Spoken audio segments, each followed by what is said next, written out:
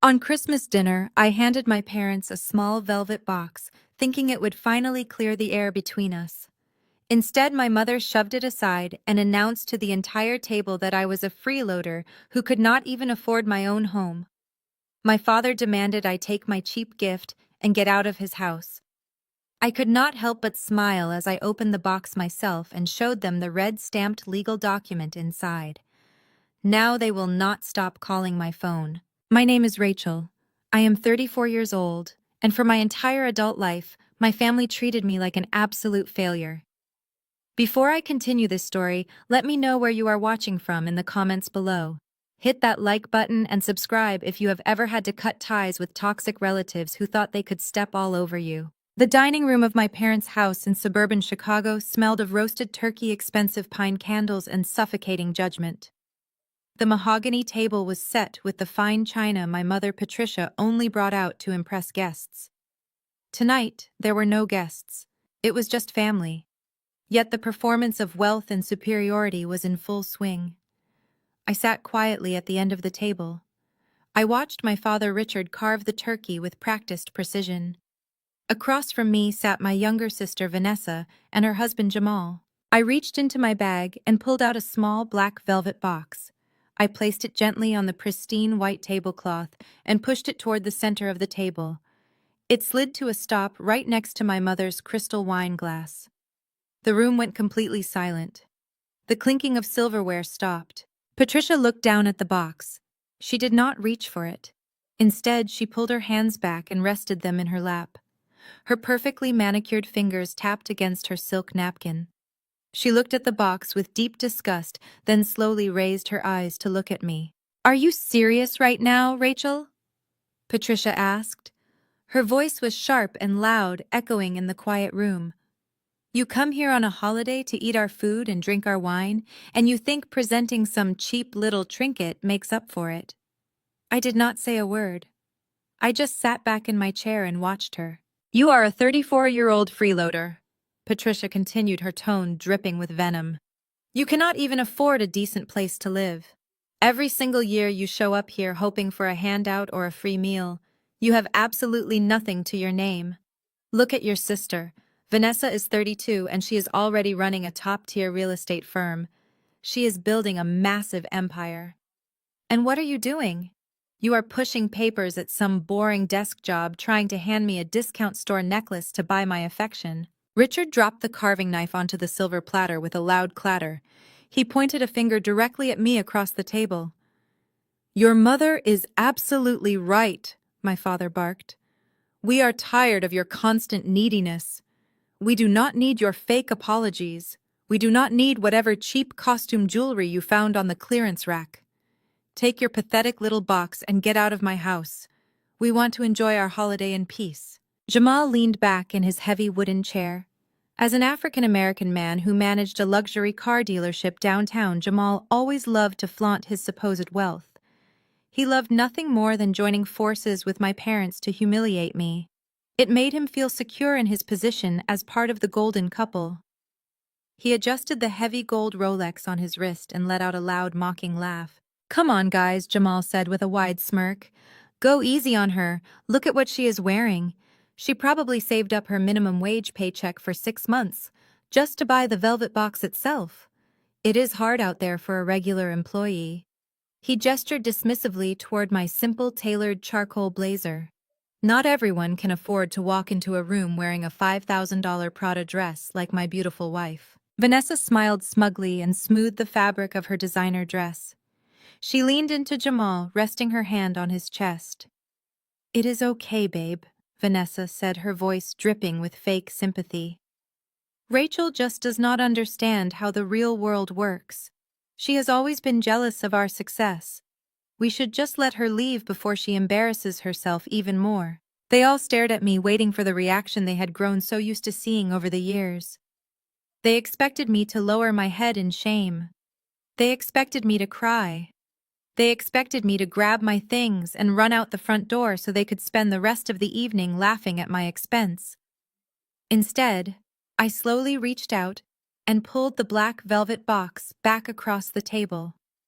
I kept my movements deliberate and calm. I did not break eye contact with my mother as I pressed the small metal latch. The lock clicked loudly in the tense silence of the dining room. I lifted the lid. There was no necklace inside. There were no cheap earrings or clearance rack bracelets. I reached into the box and pulled out a neatly folded legal document. The paper was thick and heavy. I unfolded it once, smoothing the crease against the tablecloth. The bright red stamp of the county clerk was clearly visible on the top right corner. The bold black letters across the top of the page commanded immediate attention. It was a formal notice of foreclosure. I looked at my mother, who was staring at the red stamp with a sudden flicker of confusion. Then I looked at my father, whose face was beginning to turn a dark shade of red. Finally, I looked at Vanessa and Jamal, who were still wearing their arrogant smirks, completely oblivious to what was happening. "I am not here for dinner," I said, keeping my voice perfectly level and completely devoid of emotion. "And I am certainly not here to ask for a handout." I placed the document right in the middle of the table next to the carved turkey. "I am here to collect rent." Patricia snatched the heavy parchment from the center of the table. The crystal water glasses rattled as she yanked the document toward her chest with manic energy. Her eyes darted frantically across the bold black text. I watched the color drain completely from her meticulously powdered face. She blinked rapidly, as if the words would magically rearrange themselves if she simply refused to accept them. Her perfectly manicured fingers began to tremble. "What is this nonsense?" Patricia demanded. Her voice lacked its usual arrogant bite. It was a breathless, panicked whisper. She shoved the paper toward my father, almost knocking over a silver candlestick. "Richard, look at this. This is some kind of sick joke. She brought fake legal papers to ruin our dinner." Richard snatched the document from her hands. He forcefully shoved his reading glasses up the bridge of his nose. His face shifted from mild confusion to absolute fury in a matter of seconds. The veins in his neck bulged against his stiff white collar. He slammed his fist down on the mahogany table hard enough to make the silverware jump off the china plates. "Notice of foreclosure!" Richard shouted, his voice booming off the vaulted ceiling. "Are you out of your mind, Rachel? We own this house outright. I paid off this mortgage 10 years ago. You march in here on a holiday with fake legal documents to terrorize your mother. I am calling the police right now. You are going to spend the rest of the night in a jail cell for fraud." I did not flinch. I reached for my wine glass.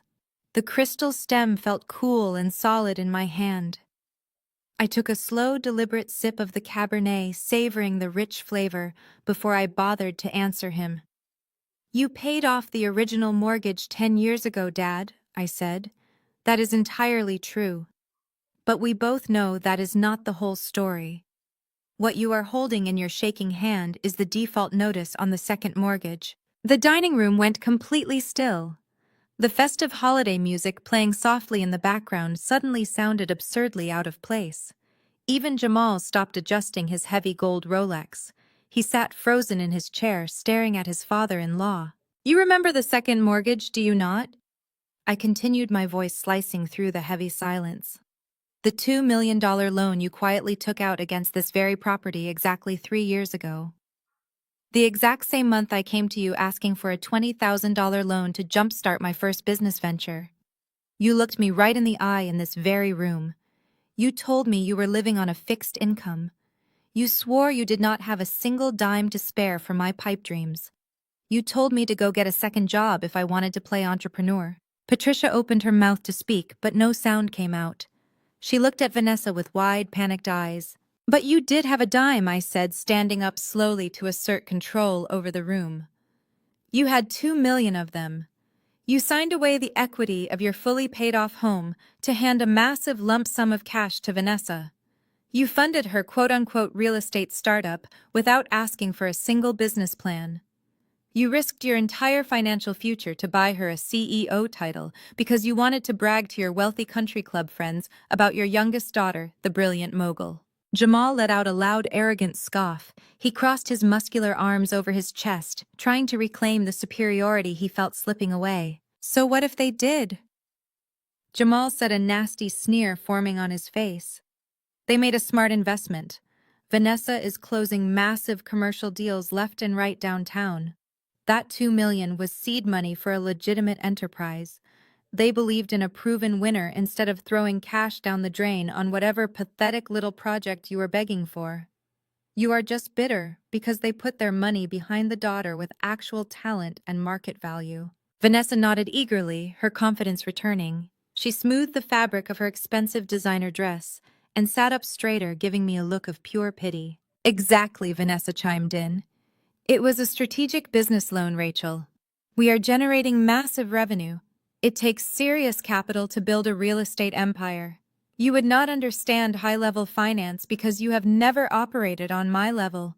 Mom and Dad will get every single penny back with aggressive interest. You are just throwing a jealous tantrum with a printed piece of paper you made at a local copy shop. You are embarrassing yourself. I placed my wine glass back on the table.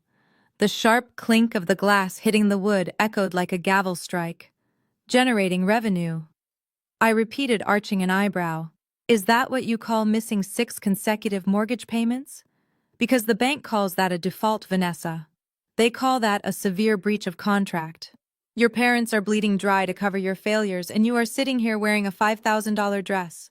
Richard stood up abruptly, pushing his heavy chair back so hard it scraped violently against the polished hardwood floor. He pointed a shaking, angry finger right at my face. "Listen to me, you ungrateful little brat," Richard yelled. His face was now a dangerous shade of crimson. "Even if we missed a few minor payments, that is a private financial matter between me and Chase Bank. It has absolutely nothing to do with you. You have zero legal standing to walk into my house and serve me with a foreclosure notice. Chase Bank holds the deed to this property. They are a multi-billion-dollar financial institution. You are a nobody. They would never send a disgruntled, jealous family member to deliver their legal papers. You are bluffing, and I am done indulging this pathetic stunt." I smiled.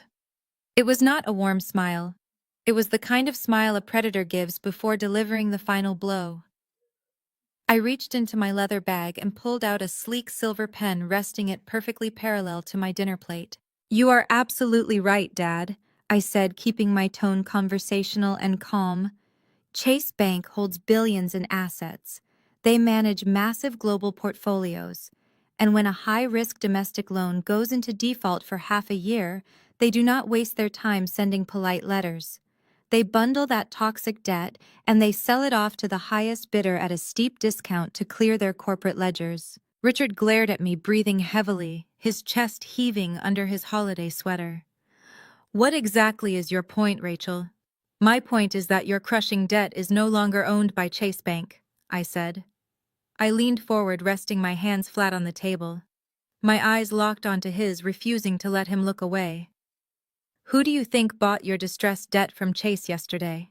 Richard stared at me for a long, heavy moment. Then he threw his head back and let out a booming, theatrical laugh. He laughed so hard he had to wipe a tear from his eye. Patricia joined in, offering a nervous, high-pitched giggle. Vanessa crossed her arms, shaking her head in sheer disbelief. "You bought our debt." Richard chuckled, wiping his mouth with a linen napkin. "You. A glorified secretary making what, 50,000 a year. Rachel, you drive a 6-year-old Honda. You rent a 1-bedroom box on the wrong side of the city. You cannot even afford to buy a decent Christmas present for your own mother. And you want me to sit here and believe you somehow scraped together millions of dollars to buy distressed real estate portfolios from a major national bank." He leaned across the table, pointing the silver carving fork at my chest. "You are a low-level desk clerk, Rachel. You file papers for people who actually matter, people like Vanessa. Stop playing these pathetic games before I call an ambulance to take you to the psychiatric ward." I did not flinch at the carving fork pointed at my heart. I did not raise my voice. I simply raised my right hand and snapped my fingers once. The sound echoed sharply against the dining room walls. Until that moment, my family had been so completely absorbed in their own arrogance that they had failed to notice the man standing quietly in the shadows of the front foyer. He stepped into the bright light of the dining room chandelier. He was a mountain of a man wearing a custom-tailored black suit with a discreet earpiece coiled behind his neck. He walked with heavy, silent authority toward the dining table, carrying a thick leather briefcase. Patricia gasped, clutching her pearl necklace. Richard dropped the carving fork onto his plate. Jamal jumped slightly in his chair, his eyes darting to the security guard's massive frame. The guard stopped directly behind my chair, He placed the heavy leather briefcase on the table right next to my wine glass. "Thank you, Marcus," I said without looking at him. "Of course, Ms. Wilson," he replied, his voice a deep, respectful rumble. He stepped back, assuming a protective stance behind me. I spun the briefcase around to face my father. I flicked the brass latches open. The sharp metallic clicks sounded like gunshots in the dead silent room. I reached inside and pulled out a stack of pristine legal documents bound by a heavy black clip. I did not hand them to Richard. I tossed them directly into the center of the table. They landed square on the silver turkey platter. Drops of dark brown gravy splashed onto the crisp white pages and stained the pristine tablecloth. Patricia let out a horrified shriek at the mess, but I kept my eyes locked entirely on my father. "Read the header, Dad," I commanded. My tone left absolutely no room for debate. Richard scrambled for his reading glasses. His hands were shaking so badly he nearly dropped them. He pulled the gravy-stained documents off the platter and began to read aloud, his voice losing all its previous bravado. "Vanguard Wealth Partners." Richard read, his eyes darting frantically across the page. "Asset Acquisition Agreement. Transfer of distressed debt from Chase Financial." He swallowed hard. His face turned a sickly shade of gray. "Authorized and executed by the Chief Executive Officer." Richard mumbled, his voice dropping to a terrified whisper.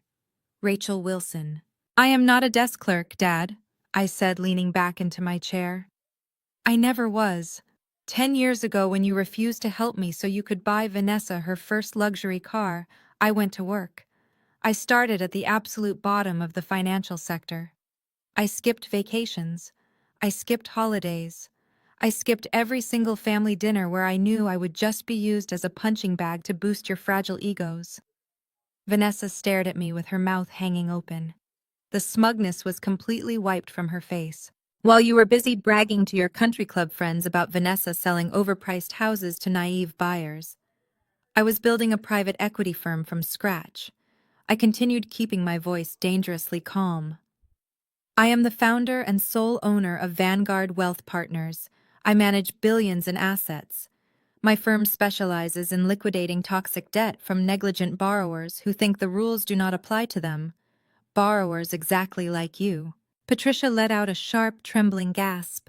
She looked at the cheap velvet box she had mocked earlier, and then looked at the towering security guard standing behind me. The reality of her colossal mistake was finally crashing down on her. Richard dropped the documents onto the table as if they had burned his fingers. He looked at me with a mixture of profound terror and absolute confusion. He had spent his entire life measuring human worth by bank accounts and job titles. Now he was sitting across from a daughter who could buy and sell his entire existence before breakfast. "You own the debt," Richard whispered, running a shaking hand over his balding head. "You actually own our house." "I own the ground you are sitting on," I corrected coldly. "I own the walls around you. I own the roof over your head. You defaulted on a $2 million loan to fund your golden child's fake real estate empire. Now I am calling in the marker." The parents sat completely paralyzed. They were utterly broken by a single stack of paper. But Jamal was not ready to surrender. Jamal could not stand the sight of a woman taking total control of a room, especially a woman he had spent years treating like dirt. His fragile masculinity could not compute this sudden, massive shift in power. Jamal pushed his chair back with a violent screech against the floor. He stood up, towering over the dining table. He slammed both of his massive fists down onto the mahogany wood, making the crystal wine glasses rattle and tip over. Dark red wine spilled across the white tablecloth, bleeding into the fabric like an open wound. "Listen to me, you crazy witch!" Jamal shouted, his voice booming with aggressive rage. "I do not care what fake company name you printed on those papers. You are not going to come into this house and disrespect my wife. You are not going to threaten my family." He leaned across the table, pointing a rigid finger directly at my face. "Vanessa is a real estate mogul," Jamal spat aggressively. "She is the top seller in this entire city, and I manage the highest grossing luxury car dealership in the state. We make more money in a month than your fake little private equity firm makes in a year. You think a $2 million debt scares us? I will write you a check right now and bounce you out onto the street where you belong. Jamal puffed his chest out, glaring down at me with absolute contempt. He thought he was the ultimate protector, the wealthy provider who could make any problem disappear with a stroke of his pen. He had absolutely no idea he had just walked right into my trap. He had absolutely no idea he had just walked right into my trap. Jamal stood there with his chest puffed out like a peacock in a cheap suit. The spilled red wine dripped off the edge of the mahogany table, staining the expensive Persian rug below. But Jamal did not care. He was too busy trying to intimidate me with his sheer physical size. He leaned his heavy frame over the dining table, glaring down at me with absolute contempt. His eyes were wide and manic. He truly believed he was the savior of this family. $2 million. Jamal scoffed, his voice dripping with condescension. You think a $2 million debt is supposed to scare us? That is pocket change, Rachel. I can write a check for that right now and not even feel a dent in my bank account. You come in here playing dress-up with your little briefcase, acting like some corporate titan, but you are entirely out of your league. I glanced at my mother. Patricia was gripping the edge of her chair. The color had completely drained from her face just moments ago, but now a faint glimmer of hope returned to her eyes. She looked up at Jamal, as if he were a knight in shining armor. She desperately wanted to believe his boasts. She needed to believe that her golden son-in-law could wave his magic checkbook and make my foreclosure notice disappear. My wife is a real estate queen, Jamal continued, gesturing proudly toward Vanessa. Vanessa adjusted her posture and lifted her chin, basking in his praise. She moves multi-million-dollar commercial properties every single week. And I manage Elite Motors. I move fleets of imported luxury vehicles for the richest people in this city. We are the definition of success. We are untouchable.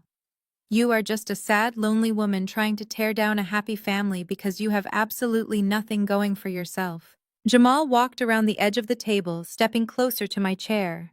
Marcus, my security guard, immediately shifted his weight, ready to intercept, but I raised a single finger to hold him back. I wanted Jamal to keep talking. I wanted him to dig his grave as deep as possible before I pushed him in. Look at you, Jamal sneered, looking me up and down with intense disgust. You are 34 years old and completely alone. You have no husband. You have no kids. You have no man to take care of you. That is what this is really about, is it not? You are just incredibly bitter. He crossed his thick arms over his chest, smirking down at me. A woman without a real man to provide for her always turns crazy and resentful, Jamal declared. You sit alone in your cheap little apartment every single night scrolling through Vanessa's social media. You burn with jealousy because she has a husband who actually spoils her. She has a man who protects her and gives her the lifestyle she deserves. Jamal lifted his left arm and tapped the heavy gold Rolex on his wrist. The diamonds caught the light of the dining room chandelier. I bought this watch in cash, he bragged loudly. Last month I bought my wife a $30,000 Hermes Birkin bag just because it was a Tuesday. I provide for my family. I protect what is mine. You are just a bitter spinster playing corporate games to fill the massive empty void in your pathetic life. Now pick up your fake papers and get out of my house before I throw you out myself. I did not flinch. I did not raise my voice to defend my relationship status. I simply let his arrogant words hang in the heavy, suffocating air of the dining room. I looked at the dark red wine still soaking into the white tablecloth. Then I looked slowly up at Jamal. I gave him a calm, terrifying smile. I reached out and signaled Marcus with a slight nod of my head. Marcus immediately stepped forward and unzipped the side compartment of the heavy leather briefcase. He pulled out a single manila folder and handed it to me. It was much thinner than the massive stack of Vanguard mortgage documents I had tossed on the turkey platter, but it was infinitely more dangerous. I slapped the folder down onto the table right over the spilled wine. Printed in bold black ink across the top tab was Jamal's full legal name. Provide for her, I asked, tilting my head slightly. Is that what we are calling it now, Jamal? Because the last time I checked, the general manager of Elite Motors does not pull in nearly enough legitimate commission to afford $30,000 handbags and solid gold watches. Jamal's broad chest deflated slightly. His arrogant smirk faltered. His eyes darted down to the manila folder bearing his name. A sudden flash of panic crossed his face, but he quickly tried to mask it with more anger. "What the hell is that?" Jamal demanded, his voice losing a fraction of its booming volume. "You see, Jamal Vanguard. Wealth Partners does not just buy distressed residential mortgages." I explained, my voice smooth and calculated. "We also audit commercial assets for corporate acquisitions. And when my forensic accounting team audited Elite Motors last week, we noticed some glaring discrepancies in your specific escrow accounts." Vanessa frowned, looking back and forth between me and her husband. Jamal took a slight step back away from the table. The sweat began to bead on his forehead. Specifically, I continued tapping my manicured fingernail against the folder we looked at, the high-end client deposits. The massive cash reserves your wealthy customers put down to secure custom imported vehicles from Germany and Italy. Those deposits are supposed to sit in a secure escrow account until the vehicles are delivered. But your ledgers were full of holes. I flipped the folder open. I pulled out a stack of bank transfers highlighted in bright yellow ink. I spread them out across the table like a deck of playing cards so everyone could see the numbers. "Provide for me," I asked, locking eyes with him. "Like how you provide by embezzling $500,000 in client deposits from your dealership to buy Vanessa's Birkin bags." Jamal froze. The booming, aggressive energy that had filled his massive frame evaporated in a single second. He stood there paralyzed, staring down at the yellow highlighted bank transfers. His mouth opened and closed, but no sound came out. The man who had just bragged about his solid gold watch and $30,000 handbags suddenly looked like a terrified child caught with his hand in the cash register. He swallowed hard, his Adam's apple bobbing against his tight collar. He slowly lowered his pointing finger and took a hesitant step back from the table. Vanessa saw her husband falter. Her eyes darted from his pale, sweating face to the damning documents resting on the spilled wine. Panic flashed across her perfect features, but she quickly shoved it down, replacing it with a mask of absolute outrage. She pushed her chair back violently and stood up to shield Jamal. "You are lying!" Vanessa screamed. Her voice was shrill and desperate, echoing off the crystal chandelier. "You hacked into his accounts or fabricated these papers. Jamal is simply managing liquid assets. He is moving capital to bridge a temporary gap. That is how high-level finance works, Rachel. You would not understand it because you only know how to read spreadsheets like a mindless drone." I sat perfectly still, letting her manic energy burn itself out. "We do not need to steal anything." Vanessa continued, her voice rising an octave as she desperately tried to control the narrative. "My real estate firm is booming. I am closing a $10 million commercial waterfront deal next Thursday. $10 million, Rachel. Once that commission clears, we are replenishing the escrow accounts and paying off Mom and Dad's mortgage with a massive bonus. We have it all under control. You just barged in here trying to sabotage my business out of sheer petty jealousy." I let out a slow, cold laugh.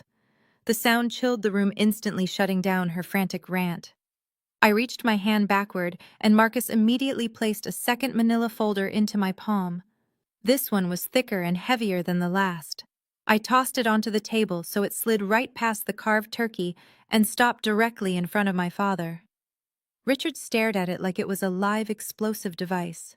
"There is no $10 million waterfront deal, Vanessa," I said, keeping my voice level and precise. "The property you are claiming to purchase is owned by a shell corporation registered in Delaware, a shell corporation that you created using a fake registered agent. You are selling a ghost property to yourself to trick your current investors into thinking you have actual revenue flowing into your accounts." Vanessa stopped breathing. Her hands gripped the edge of the table so tightly her knuckles turned stark white. Her perfectly glossed lips parted in silent horror. "My forensic accounting team audited your entire firm last month," I explained, leaning forward to deliver the final killing blow to her fake empire. "We stripped your ledgers down to the studs. You have not sold a single legitimate piece of commercial real estate in over 2 years. You do not have a booming business. You have a textbook Ponzi scheme.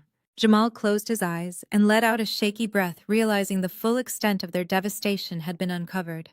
He slumped back into his chair, totally defeated. You take massive cash deposits from new investors who think they are buying into luxury commercial developments, I said, directing my words to the entire room so my parents could hear every single dirty detail of their golden child's crimes. Then you take their fresh cash and use it to pay fake returns to your older investors, just to keep them quiet. And whatever is left over, you use to fund your designer wardrobe, your luxury vehicles, and your country club memberships. You built an empire out of thin air and stolen money. Richard looked up from the folder. His face was a mask of sheer, unadulterated horror. He looked at his youngest daughter, the woman he had sacrificed his own home to support. Vanessa, tell me this is a lie. Richard demanded, his voice trembling with a mix of fear and heartbreak.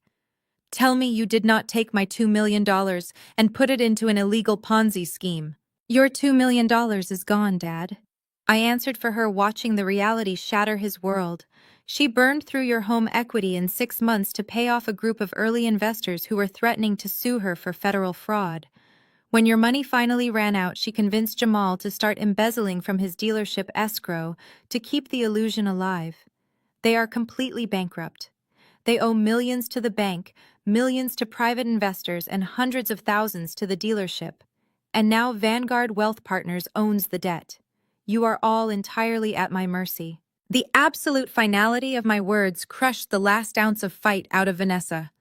The arrogant real estate mogul vanished, leaving behind a terrified fraudster. Her knees buckled and she collapsed back into her dining chair. She buried her face in her manicured hands and let out a loud, theatrical wail. It was so hard, Vanessa sobbed loudly, her shoulders shaking with dramatic fake tears. The market turned against me. I was under so much pressure to succeed. Everyone expected me to be the golden girl. I was just trying to fix it. I just needed 1 more month to turn it around and make everyone whole again. How could you do this to me, Rachel? How could you come here on Christmas and destroy your own sister? She peeked through her fingers, playing the ultimate victim, hoping to draw out the unconditional sympathy she had manipulated her entire life. And exactly as she planned, Patricia took the bait. My mother completely ignored the staggering mountain of evidence proving her golden daughter had committed federal wire fraud and bankrupted their family. She ignored the fact that her son-in-law was a common thief. Her mind simply rejected the reality that her perfect upper-class world was built on a criminal foundation. Instead, she directed every ounce of her pathological denial and violent rage at the person who had exposed the ugly truth. Patricia grabbed her heavy crystal wineglass filled to the brim with dark red Cabernet. With a feral shriek, she hurled the glass across the table. Marcus lunged forward, but he was a fraction of a second too late. The heavy crystal shattered against my shoulder. The dark red wine exploded across my chest, soaking my crisp white shirt and staining my tailored charcoal blazer. Before I could even react to the stinging impact, Patricia charged around the edge of the table. She shoved Jamal out of the way and lunged at me with a wild, desperate energy. She swung her arm with vicious force and slapped me squarely across the cheek. The sharp crack echoed loudly through the dining room. My head snapped to the side. My cheek burned with intense, stinging heat. The metallic taste of blood pooled in the corner of my mouth. Marcus grabbed Patricia by the shoulders, instantly pulling her back and pinning her arms to her sides, preventing a second strike. Patricia thrashed against his massive grip, kicking her feet and screaming like a madwoman. "You are a monster!"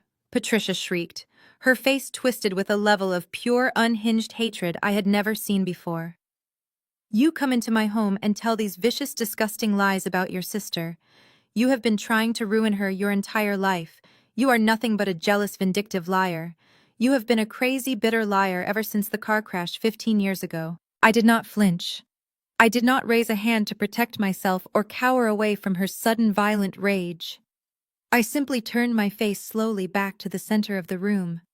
I raised my fingers to my cheek and wiped away the warm mixture of expensive red wine and my own blood. I looked at the dark red stain on my fingertips, and then looked directly back at my mother. Marcus immediately tightened his grip, pulling Patricia back from the table. She stumbled slightly but refused to back down. She glared at me, waiting for the emotional breakdown she was so used to triggering. "You have been broken and jealous since the day you ruined your own life," Patricia screamed, her voice echoing shrilly off the crystal chandelier. "You were 19 years old and completely out of control. You got blindingly drunk at that ridiculous high school reunion party. You stole your father's vintage Porsche right out of our garage and you wrapped it around an oak tree at 90 miles an hour." She pointed a shaking finger at me, her face twisted with a level of pure, unhinged hatred I had never seen before. "You almost killed your own sister that night." Patricia continued spitting her words like venom. Vanessa was in the passenger seat. She had to drag herself out of the wreckage with a fractured wrist while you were passed out behind the wheel, reeking of cheap tequila. You brought absolute shame to this entire family. You made us a laughingstock at the country club. You racked up hundreds of thousands of dollars in medical bills and you actually expected us to foot the bill for your reckless criminal behavior. You ruined your own life, Rachel, and you have hated Vanessa ever since. I signaled Marcus with a slight nod. He immediately let go of Patricia and stepped back, assuming his post behind my chair. Instead of crying, I reached up to the collar of my stained charcoal blazer. I unfastened the top 2 buttons of my silk blouse and pulled the fabric aside. Right below my neck, stretching thick and jagged across my collarbone, was a raised white scar. It was an ugly, permanent reminder of shattered glass and crushed metal. The tissue was knotted and uneven, a testament to emergency surgeries and rushed physical therapy. "You called me a disgrace while I was lying in a hospital bed attached to a ventilator," I said, keeping my voice eerily calm. The stark contrast between my quiet tone and her hysterical screaming made the room feel even more tense. I woke up in the intensive care unit completely alone. My chest was crushed. My collarbone was snapped in half. I had a severe concussion and internal bleeding. You and Dad walked into that room not to ask if I was going to survive, but to tell me I was entirely cut off. I traced the edge of the scar with my index finger, making sure neither of my parents could look away. "You refused to pay a single medical bill," I continued. "You told the university administration that I was no longer receiving your financial support. You forced me to drop out of my sophomore year of college while I was still wearing a rigid neck brace. I spent the next 5 years working overnight shifts at a diner and answering phones at a corporate call center just to pay off the massive debt from a car crash I supposedly caused. That scar is the foundation of my entire company. That pain is exactly what built Vanguard Wealth Partners." Patricia snapped, adjusting her pearl necklace, trying to regain her regal composure. She lifted her chin defiantly. "You did cause it," Patricia retorted. "The police found you in the driver's seat. You were legally intoxicated. We did what any responsible parent in our social circle would do. We stopped enabling a destructive child. We showed you tough love so you would learn a harsh lesson about consequences." "Tough love," I repeated, letting the words hang heavily in the air. "You funded Vanessa's entire life from the moment she was born. You bought her imported cars. You paid for her luxury apartments in the city. You handed her $2 million of your own home equity to play pretend businesswoman and secretly fund her illegal Ponzi scheme. But you let me drown in medical debt because I was the convenient family scapegoat. I was the perfect place to dump all the blame so your golden child could keep her spotless reputation." I glanced over at Vanessa. She was sitting unusually quiet. Her dramatic sobbing had completely stopped. She was staring blankly at the mahogany table, her face drained of all color. Her hands were shaking violently in her lap. "Do not dare bring Vanessa into your sordid history," Richard barked, stepping up to defend his youngest daughter. He slammed his hand on the table again. The police report was perfectly clear. The insurance investigators were absolutely conclusive. You were drunk, you drove, you crashed. End of story. Now pick up your fake mortgage papers and get out of my house before I have you arrested for trespassing and assault. I did not move. I held out my hand without looking away from my mother. Marcus reached inside his suit jacket. He did not pull out another sleek Vanguard portfolio. He pulled out a worn manila envelope that looked entirely out of place among the crisp legal documents scattered across the dining table. He placed it firmly into my open palm. I tossed the faded yellow envelope onto the mahogany table. It landed right next to the red stamped foreclosure notice and the highlighted embezzlement files. The paper was brittle and brown with age. Across the top, the official seal of the State Highway Patrol was stamped in faded blue ink. "That is a 15-year-old classified document," I said, my voice dropping to a dangerous whisper. "That is the original unredacted police report filed by the very first responding officer on the scene. The one you thought you buried forever after you paid the local chief of police a massive cash bribe to alter the official public record." Patricia stared at the yellow envelope as if it were a venomous snake. Her breathing hitched. Her hands began to shake all over again. I leaned across the table, closing the distance between us. "Are you sure I was the one driving that night, Mom?" Vanessa let out a strangled gasp. All the blood instantly drained from her face, leaving her ghostly white. The fake tears, the dramatic sobbing, all of it vanished. She looked like a cornered animal realizing the trap had just snapped shut. She scrambled backward, knocking her heavy wooden dining chair to the floor with a loud crash. She spun around and bolted toward the arched doorway leading to the grand foyer. She was desperate to escape the dining room, desperate to outrun the ghost of a 15-year-old crime. Marcus did not even need a verbal command. He simply shifted his massive frame, stepping directly into the center of the archway. Vanessa slammed into his chest like a bird hitting a pane of glass. She stumbled backward, gasping for air. Marcus folded his thick arms across his chest, staring down at her with absolute indifference. The exit was completely sealed. "Let me out!" Vanessa shrieked, her voice cracking with pure panic. She clawed at Marcus's jacket, but he remained planted like a brick wall. "Dad, make him move. Dad, call the police." "Sit back down, Vanessa," I commanded, my voice echoing off the high ceiling. "You are not going anywhere.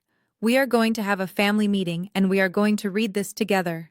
I reached across the mahogany table and picked up the faded yellow envelope. The room went dead silent.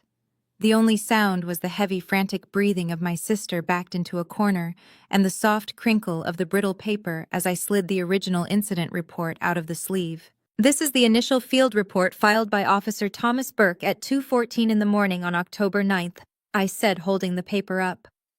Officer Burke was a rookie. He was the first unit on the scene of our crash. He arrived before the paramedics, before the tow trucks, and critically before you, Dad. He documented the raw, uncontaminated crime scene. Patricia stared at the paper, her eyes wide and unblinking. She shook her head slowly, side to side, rejecting the reality unfolding in front of her. "That is impossible," Patricia whispered, her voice trembling. "The police chief personally handed us the final report. He assured us it was accurate. He handed you a sanitized piece of fiction, Mom," I corrected her. "Let us look at what Officer Burke actually found."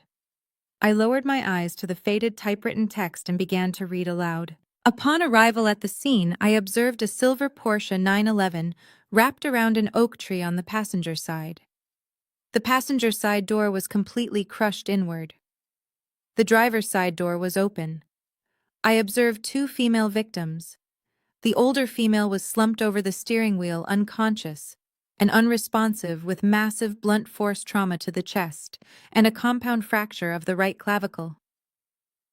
The younger female was standing outside the vehicle, conscious, with a fractured left wrist and minor lacerations. I paused and looked up at Vanessa. She was pressing her back against the dining room wall, hugging her arms around her chest, shaking uncontrollably. Jamal was staring at his wife, his mouth slightly open, finally realizing the woman he married was a sociopath. "Do you want to know the forensic details, Vanessa?" I asked, taking a step toward her. "Do you want to hear how Officer Burke noted the blood spatter patterns? Because according to his notes, my blood, the blood from my crushed collarbone, was smeared across the passenger seat console and the center gear shift. It was smeared in a long, continuous streak leading directly into the driver's seat." I turned back to my parents, forcing them to look at me. "Officer Burke also noted that the driver's seat was pulled so far forward that my knees were crushed against the dashboard. I am 5'10". Vanessa is 5'4". There is physically no way I could have been driving that car in that seat position. But it perfectly fits a panicked, intoxicated 17-year-old girl who stole her father's sports car. You are making this up, Richard yelled, his face turning a dangerous shade of crimson. You fabricated a fake police report to blackmail us. You are trying to extort this family because you are bankrupt and bitter. I ignored him and kept reading from the brittle page. Officer Burke administered a breathalyzer test to the conscious minor at the scene. I read, my voice ringing with absolute authority. The minor registered a .14 blood alcohol content. She was highly intoxicated, underage, and hysterical. She repeatedly stated to the officer, "I did not mean to crash. I am so sorry, my dad is going to kill me." I dropped the paper back onto the table right on top of Vanessa's fake real estate documents. "I was not driving that night," I said, looking directly into my mother's eyes. "I was passed out in the passenger seat. Vanessa took your keys. Vanessa got drunk. Vanessa lost control of the car and smashed the passenger side into a tree, nearly killing me on impact. And then while I was bleeding out and unconscious, my sweet, loving little sister dragged my broken body over the center console and shoved me behind the steering wheel. She dragged me into the driver's seat to take the fall, because she knew she was facing felony DUI charges and jail time. She sacrificed my life to save her own." Patricia gasped, bringing both hands up to cover her mouth. She looked at Vanessa. Vanessa could not meet her eyes. The golden child stared down at the Persian rug, tears streaming silently down her face. She did not deny it. She did not scream that it was a lie.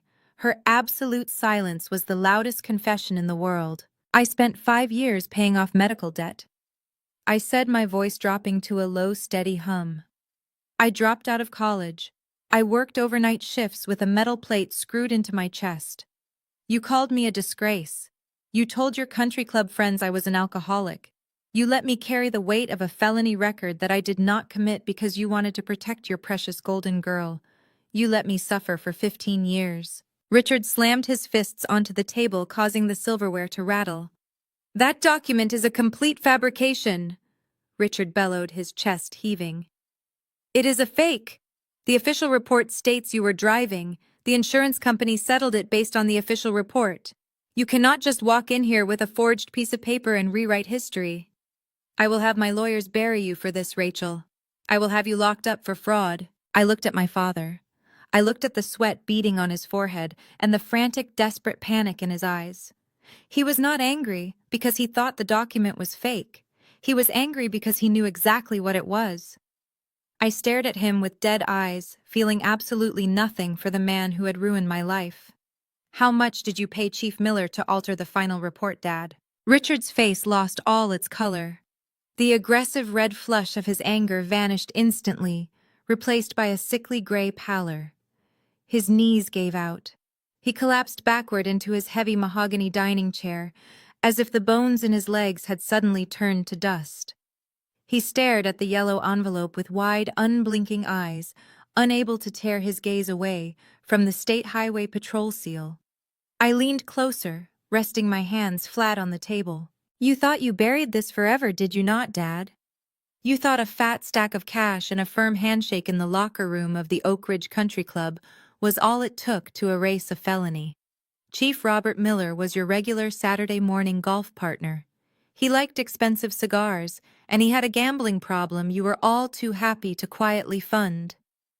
When you got the call that night from the hospital, when you realized your precious Vanessa was facing mandatory jail time for a drunk driving crash that nearly killed me, you did not hesitate. You drove straight to the police station.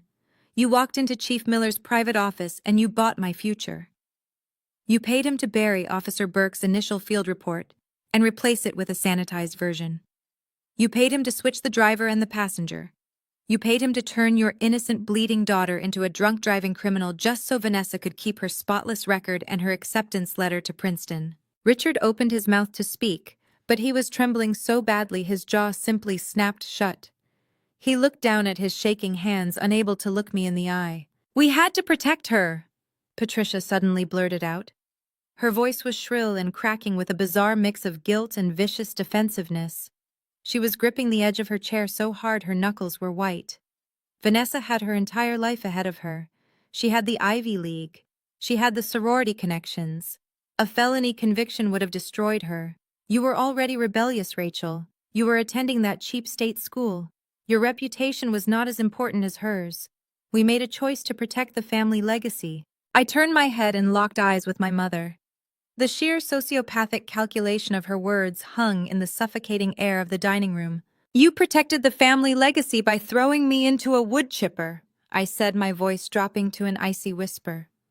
You left me to wake up in a hospital bed with a crushed chest and a shattered collarbone, facing criminal charges for a crash I did not commit. You told the insurance companies I was driving drunk, so they denied every single medical claim. You left me with $100,000 in medical debt. I pushed myself away from the table and began to pace the length of the dining room. Every step I took sounded like a hammer strike against the hardwood floor. While you were busy protecting Vanessa's bright future, I was busy trying to survive. I spent my entire 20s working 3 minimum wage jobs. I scrubbed floors at a downtown diner until 2 in the morning. I answered phones at a soul-crushing call center. I restocked shelves at a grocery store. I did all of that with a collarbone that never healed properly because I could not afford the physical therapy. I carried trays of heavy dishes while my shoulders screamed in agony. I lived in a freezing, roach-infested apartment, avoiding collection agencies that called me every single day, threatening to garnish the pathetic wages I was killing myself to earn. I stopped pacing and stood directly behind Vanessa's chair. She flinched away from me, pulling her shoulders up to her ears. "And what were you doing while I was drowning in $100,000 of debt?" I asked, staring down at the top of her perfectly styled hair. "You were posting pictures from your European vacations. I saw the photos online, Vanessa. I saw you and Mom smiling in front of the Eiffel Tower sipping champagne. I saw the videos of Dad treating you to private ski lessons in the Swiss Alps. You spent thousands of dollars on luxury resorts and first-class flights while I was choosing between buying groceries and paying for my pain medication. You lived a life of absolute luxury funded by the parents who sacrificed me to buy your freedom." Vanessa squeezed her eyes shut and clamped her hands over her ears as if she could physically block out the truth. "We gave you a chance to build character," Richard muttered. It was a pathetic, weak attempt to justify his cowardice. His voice lacked any of the booming authority he had displayed just 10 minutes earlier. "You learned the value of hard work. Look at you now. You are successful. You built your own company. You should be thanking us for pushing you to become independent." I stared at my father. I looked at his expensive, tailored suit, his graying hair, his cowardly, slumping posture. He actually believed his own sick rationalizations. He truly believed he had done me a favor by destroying my life. "Thank you," I repeated. The word tasted like ash in my mouth. "You think I built Vanguard Wealth Partners because of your tough love. I built my empire out of pure survival instinct because I knew the people who brought me into this world would gladly watch me die if it meant protecting their own status. I survived in spite of you, Dad, not because of you." The room was entirely silent again. The heavy, crushing weight of their exposed crimes pressed down on my parents and my sister. They had nothing left to say. The illusions they had maintained for 15 years were shattered beyond repair. They thought the worst was over. They thought the revelation of the police report was the bottom of the abyss.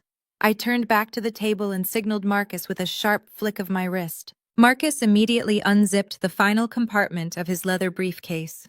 He pulled out a single crisp piece of paper and handed it to me. It was not faded or brittle like the police report. It was a freshly printed document bearing the official logo of my father's primary banking institution. "You think throwing me under the bus to save Vanessa was the absolute lowest point of your parenting career?" I said, holding the bank statement between my fingers. "You think walking away while I drowned in medical debt was your ultimate sin?" Richard looked up at the paper in my hand. His eyes widened slightly, but he was too paralyzed by fear to speak. "But wait, there is more," I said, flashing a cold, lifeless smile. "You did not just cover it up, Dad. You profited off my broken bones." Jamal froze. The booming, aggressive energy that had filled his massive frame evaporated in a single second. He stood there paralyzed, staring down at the yellow highlighted bank transfers. His mouth opened and closed, but no sound came out. The man who had just bragged about his solid gold watch and $30,000 handbags suddenly looked like a terrified child caught with his hand in the cash register. He swallowed hard, his Adam's apple bobbing against his tight collar. He slowly lowered his pointing finger and took a hesitant step back from the table. Vanessa saw her husband falter. Her eyes darted from his pale, sweating face to the damning documents resting on the spilled wine. Panic flashed across her perfect features, but she quickly shoved it down, replacing it with a mask of absolute outrage. She pushed her chair back violently and stood up to shield Jamal. "You are lying," Vanessa screamed. Her voice was shrill and desperate, echoing off the crystal chandelier. "You hacked into his accounts or fabricated these papers. Jamal is simply managing liquid assets. He is moving capital to bridge a temporary gap. That is how high-level finance works, Rachel. You would not understand it because you only know how to read spreadsheets like a mindless drone." I sat perfectly still, letting her manic energy burn itself out. "We do not need to steal anything," Vanessa continued, her voice rising an octave as she desperately tried to control the narrative. "My real estate firm is booming. I am closing a $10 million commercial waterfront deal next Thursday. $10 million, Rachel. Once that commission clears, we are replenishing the escrow accounts and paying off Mom and Dad's mortgage with a massive bonus. We have it all under control. You just barged in here trying to sabotage my business out of sheer petty jealousy." I let out a slow, cold laugh. The sound chilled the room, instantly shutting down her frantic rant. I reached my hand backward and Marcus immediately placed a second manila folder into my palm. This one was thicker and heavier than the last. I tossed it onto the table so it slid right past the carved turkey and stopped directly in front of my father. Richard stared at it like it was a live explosive device. "There is no $10 million waterfront deal, Vanessa," I said, keeping my voice level and precise. "The property you are claiming to purchase is owned by a shell corporation registered in Delaware. A shell corporation that you created using a fake registered agent. You are selling a ghost property to yourself to trick your current investors into thinking you have actual revenue flowing into your accounts." Vanessa stopped breathing. Her hands gripped the edge of the table so tightly, her knuckles turned stark white. Her perfectly glossed lips parted in silent horror. "My forensic accounting team audited your entire firm last month," I explained, leaning forward to deliver the final killing blow to her fake empire. "We stripped your ledgers down to the studs. You have not sold a single legitimate piece of commercial real estate in over 2 years. You do not have a booming business. You have a textbook Ponzi scheme." Jamal closed his eyes and let out a shaky breath, realizing the full extent of their devastation had been uncovered. He slumped back into his chair, totally defeated. "You take massive cash deposits from new investors who think they are buying into luxury commercial developments," I said, directing my words to the entire room so my parents could hear every single dirty detail of their golden child's crimes. "Then you take their fresh cash and use it to pay fake returns to your older investors just to keep them quiet. And whatever is left over you use to fund your designer wardrobe, your luxury vehicles, and your country club memberships. You built an empire out of thin air and stolen money." Richard looked up from the folder. His face was a mask of sheer, unadulterated horror. He looked at his youngest daughter, the woman he had sacrificed his own home to support. "Vanessa, tell me this is a lie," Richard demanded, his voice trembling with a mix of fear and heartbreak. "Tell me you did not take my $2 million and put it into an illegal Ponzi scheme." "Your $2 million is gone, Dad," I answered for her, watching the reality shatter his world. "She burned through your home equity in 6 months to pay off a group of early investors who were threatening to sue her for federal fraud. When your money finally ran out, she convinced Jamal to start embezzling from his dealership escrow to keep the illusion alive. They are completely bankrupt. They owe millions to the bank, millions to private investors, and hundreds of thousands to the dealership. And now Vanguard Wealth Partners owns the debt. You are all entirely at my mercy." The absolute finality of my words crushed the last ounce of fight out of Vanessa. The arrogant real estate mogul vanished, leaving behind a terrified fraudster. Her knees buckled and she collapsed back into her dining chair. She buried her face in her manicured hands and let out a loud theatrical wail. It was so hard, Vanessa sobbed loudly, her shoulders shaking with dramatic fake tears. The market turned against me. I was under so much pressure to succeed. Everyone expected me to be the golden girl. I was just trying to fix it. I just needed one more month to turn it around and make everyone whole again. How could you do this to me, Rachel? How could you come here on Christmas and destroy your own sister? She peeked through her fingers, playing the ultimate victim, hoping to draw out the unconditional sympathy she had manipulated her entire life. And exactly as she planned, Patricia took the bait. My mother completely ignored the staggering mountain of evidence proving her golden daughter had committed federal wire fraud and bankrupted their family. She ignored the fact that her son-in-law was a common thief. Her mind simply rejected the reality that her perfect upper-class world was built on a criminal foundation. Instead, she directed every ounce of her pathological denial and violent rage at the person who had exposed the ugly truth. Patricia grabbed her heavy crystal wineglass filled to the brim with dark red Cabernet. With a feral shriek, she hurled the glass across the table. Marcus lunged forward, but he was a fraction of a second too late. The heavy crystal shattered against my shoulder. The dark red wine exploded across my chest, soaking my crisp white shirt and staining my tailored charcoal blazer. Before I could even react to the stinging impact, Patricia charged around the edge of the table. She shoved Jamal out of the way and lunged at me with a wild, desperate energy. She swung her arm with vicious force and slapped me squarely across the cheek. The sharp crack echoed loudly through the dining room. My head snapped to the side. My cheek burned with intense, stinging heat. The metallic taste of blood pooled in the corner of my mouth. Marcus grabbed Patricia by the shoulders, instantly pulling her back and pinning her arms to her sides, preventing a second strike.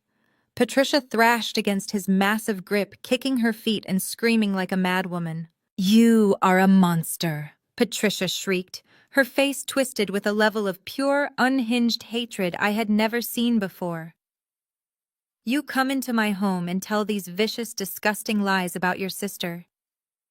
You have been trying to ruin her your entire life. You are nothing but a jealous, vindictive liar. You have been a crazy, bitter liar ever since the car crash 15 years ago." Richard's jaw opened and closed, but no sound came out. The booming, aggressive energy that had filled his massive frame evaporated in a single second. He stood there, paralyzed, staring down at the faded police report. The aggressive red flush of his anger vanished instantly, replaced by a sickly gray pallor. His knees gave out. He collapsed backward into his heavy mahogany dining chair as if the bones in his legs had suddenly turned to dust. I leaned closer, resting my hands flat on the table. "You thought you buried this forever, did you not, Dad? You thought a stack of cash and a firm handshake in the locker room of the Oak Ridge Country Club was all it took to erase a felony. Chief Miller was your regular Saturday morning golf partner. When you got the call that night from the hospital when you realized your precious Vanessa was facing mandatory jail time for a drunk driving crash that nearly killed me, you did not hesitate. You bought my future. You paid him to turn your innocent bleeding daughter into a drunk driving criminal just so Vanessa could keep her spotless record. We had to protect her," Patricia blurted out. Her voice was shrill and cracking with a bizarre mix of guilt and vicious defensiveness. Vanessa had her entire life ahead of her. "You were already rebellious, Rachel. We made a choice to protect the family legacy." I turned my head and locked eyes with my mother. "You protected the family legacy by throwing me into a wood chipper," I said, my voice dropping to an icy whisper. "You left me with $100,000 in medical debt. I spent my entire 20s working 3 minimum wage jobs. I scrubbed floors at a downtown diner until 2 in the morning. I restocked shelves at a grocery store. I did all of that with a collarbone that never healed properly because I could not afford the physical therapy." I stopped pacing and stood directly behind Vanessa's chair. "And what were you doing while I was drowning in debt?" I asked. "You were posting pictures from your European vacations. You spent thousands of dollars on luxury resorts while I was choosing between buying groceries and paying for my pain medication." "We gave you a chance to build character," Richard muttered. I stared at my father. "You think throwing me under the bus to save Vanessa was the absolute lowest point of your parenting career? You think walking away while I drowned in medical debt was your ultimate sin. I reached into my blazer pocket and pulled out a freshly printed bank document. I slid the bank statement across the table. It drifted over the polished mahogany and stopped right over a puddle of spilled wine, absorbing the dark red liquid into its crisp white edges. This is a wire transfer receipt from Pacific Standard Insurance, dated exactly 14 years ago. I said, my voice carrying the sharp clinical precision of an executioner. $500,000. That was the maximum payout on the catastrophic injury policy you held in my name. The money was supposed to cover my emergency chest surgeries, my physical therapy, and the permanent nerve damage in my shoulder. But I never saw a single cent of it because you and Mom forged my signature on the settlement release forms. Patricia gasped, pressing both hands flat against her chest, as if she had been physically struck. Richard stared blindly at the paper, his jaw hanging slack. Instead of paying the hospital to fix the body, your golden child broke you, pocketed my blood money, I said, stepping closer to the table. And exactly 3 weeks after that massive deposit hit your offshore account, you wired $450,000 to a luxury real estate developer. You bought Vanessa and Jamal their beautiful 5-bedroom starter home in the Hamptons. You literally purchased your favorite daughter's domestic bliss, using the shattered pieces of my skeleton. Jamal turned slowly to look at his wife. He had been standing near the archway, completely humiliated by the revelation of Vanessa's fake real estate documents, but this new horror struck him on an entirely different visceral level. The color drained from his face, leaving him looking sick and hollow. You told me your parents cashed out some mutual funds to give us that house, Jamal said, his voice vibrating with absolute shock. He looked at Vanessa as if her skin was crawling with maggots. You told me it was an early inheritance. You swore to me it was clean money. Jamal, please, Vanessa begged, reaching a trembling, manicured hand out toward him. I did not know the exact details. Dad just handled the family finances. I swear I thought it was just an investment gift. Do not touch me, Jamal barked, slapping her hand away with brutal force. He stumbled backward, retreating until his broad shoulders hit the cold plaster of the hallway wall. He looked from Vanessa to Patricia, and finally settled his furious gaze on Richard. His expression twisted into a mask of pure, unadulterated disgust. I sleep in a master bedroom bought with her crushed bones. I eat breakfast at a kitchen island paid for by her medical debt. You people are sick. You are absolutely clinically insane. I am done. I am completely, entirely done with all of you. Jamal turned on his heel and marched straight out the front door. The heavy oak slammed shut behind him with a deafening crack that rattled the expensive crystal artwork hanging in the grand foyer. The villainous united front had completely shattered. Vanessa fell to her knees on the Persian rug, sobbing hysterically, as the reality of her husband walking out crashed down on her shoulders. Richard watched his son-in-law abandon them, and the last remaining shred of his arrogant pride evaporated into nothing. The formidable patriarch, the man who controlled every narrative and crushed anyone who opposed him, suddenly looked like a terrified, feeble old man. His chest heaved as sheer panic finally overrode his colossal ego. "Rachel, wait," Richard stammered, holding both his hands up in a pathetic, placating gesture. He practically threw himself across the mahogany table, leaning toward me with wide, desperate eyes. "We can fix this. We can make it right. You are my daughter. We are family. Family makes mistakes, but family forgives. We will pay you back every single dollar. I will give you equity in my firm. Just tell me your price." Patricia eagerly joined his frantic pleading.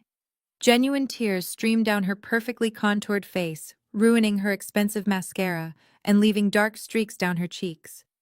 But they were not tears of remorse for what she had done to me. They were tears of pure terror. She was terrified of losing her country club memberships, her luxury winter vacations, and her untouchable high society status. "Yes, darling, yes!" Patricia cried out, her voice cracking into a pitiful screech.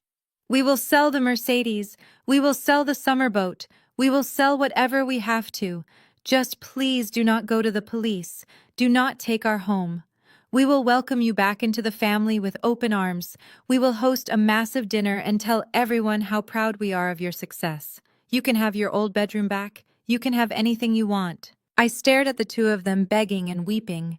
A hollow, bitter laugh escaped my throat, echoing loudly in the high-ceilinged room. Welcome me back with open arms, I repeated, shaking my head slowly. You want to welcome me back now that I hold the deed to your entire miserable existence? Where were those open arms on Thanksgiving 6 years ago? Where were those warm embraces every single Christmas while I sat completely alone in a freezing 200-square-foot studio apartment in Queens? I slammed my fist onto the table, causing the silverware to jump and making my mother flinch violently. I spent the holidays eating cups of 90-cent instant noodles while wrapped in 3 cheap fleece blankets because I could not afford to turn on the radiator. I shouted, my voice vibrating with 15 years of suppressed boiling rage. I sat in the dark, icing my throbbing shoulder while I scrolled through Facebook on a cracked phone screen. I saw your posts, Mom. I saw the high-resolution pictures of the massive roasted turkeys and the vintage champagne. I saw the comments you left for your country club friends, claiming I was too busy finding myself to join the family celebration. I saw Vanessa mocking my cheap clothes and calling me a bitter dropout online. You isolated me. You starved me. You laughed at my misery while living in absolute luxury funded by my stolen blood money. But Rachel, please, Richard whined, his voice cracking into a pathetic wheeze. We will sign this house over to you right now. You can have it. Just forgive the Vanguard debt. Please let us walk away from this. I stepped around the edge of the table and walked directly up to my father. I leaned in close, resting my palms flat on the wood until my face was only inches from his sweating, terrified face. The smell of his expensive cologne mixed with the sour, undeniable stench of his fear. You think this is just about the house? Dad, did you ever read the cross-default clause in your pension fund contract? Richard stopped breathing. The muscles in his neck strained as he stared up at me. His arrogant facade had been entirely stripped away, leaving only a terrified shell of a man. His mouth opened and closed silently like a fish suffocating on dry land. I stepped back and allowed the heavy, crushing silence to stretch across the dining room. Marcus stepped forward and handed me a sleek black tablet. I tapped the screen once to wake it up and placed it flat on the mahogany table right in front of my father. What is this? Richard whispered. His voice was completely devoid of its usual booming authority. It was thin and reedy. That is a real-time snapshot of your financial existence, I said. 3 months ago, Vanguard Wealth Partners executed a highly aggressive hostile takeover of a company called Apex Financial. Does that name ring a bell, Dad? It absolutely should. Apex Financial is the firm that has managed your entire corporate pension and your personal retirement portfolio for the last 30 years. Richard let out a strangled gasp. He reached for the tablet with trembling fingers, but he could not bring himself to touch the glowing screen. When my firm acquired Apex, we conducted a comprehensive review of all high net worth accounts. I continued pacing slowly around the dining table. We looked at everything, and what my forensic auditors found was absolutely fascinating. We discovered that 3 years ago, you took out a massive second mortgage on this house. You needed liquidity to keep up your country club memberships, to pay for Mom's luxury vacations, and to quietly bail Vanessa out of her first 2 failed business ventures. Patricia whimpered, covering her mouth with both hands. But your legitimate income was not high enough to qualify for a loan of that magnitude. Was it? I said, locking eyes with my father. So you got creative. You committed federal mortgage fraud. You drastically inflated your assets on the loan applications.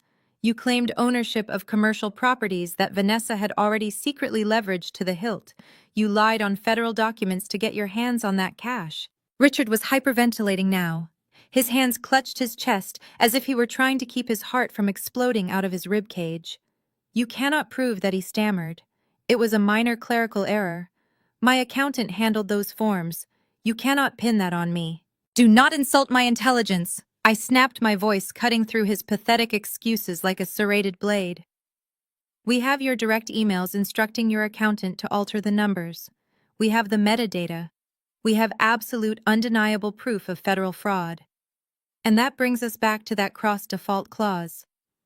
I stopped pacing and stood directly behind Patricia, watching her shrink away from me in her chair. A standard cross-default clause stipulates that if you default on one financial obligation or commit fraud to obtain it, your lender has the legal right to seize your other assets to cover the debt, I explained, maintaining a calm, clinical tone that I knew was tearing their reality apart. Since Vanguard Wealth Partners now owns both your fraudulent mortgage debt and the firm managing your pension, we exercised our legal rights this morning. Richard finally looked down at the tablet. The screen displayed his primary retirement account balances. The numbers that had once represented millions of dollars of security, the safety net he had spent his entire life building, now sat at zero. It is gone. Richard wheezed, tears finally spilling over his eyelids and tracking down his pale cheeks. My entire life savings, my pension, my investments. You took everything. I took nothing, I corrected sharply. You forfeited it the moment you committed federal fraud to maintain your pathetic illusion of wealth. I simply executed the terms of the contract you signed. The money was seized to cover your defaulted loans and the massive penalties you accrued. You are completely, utterly penniless. You do not own this house. You do not have a retirement fund. You do not even have enough cash to pay for the electricity keeping these chandeliers on. Patricia let out a guttural, agonizing scream. It was not a cry of sorrow or remorse. It was the sound of a shallow, narcissistic woman realizing her entire identity had just been obliterated. She looked at the shattered crystal on the Persian rug.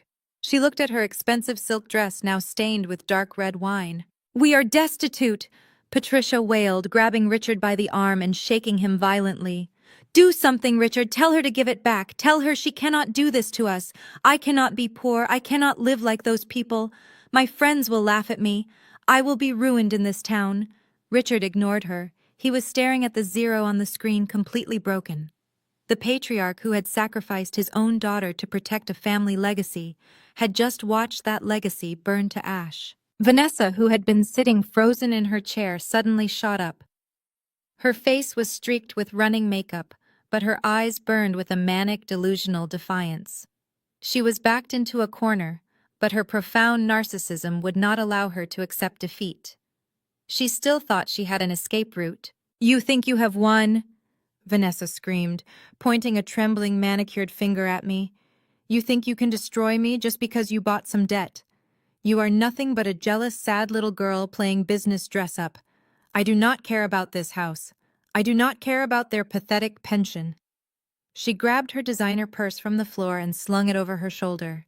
Her chest heaved as she tried to project an aura of absolute invincibility. "Jamal is just in shock," Vanessa declared, her voice pitching into a hysterical frenzy. "He will come back to me. He loves me. We have our own money.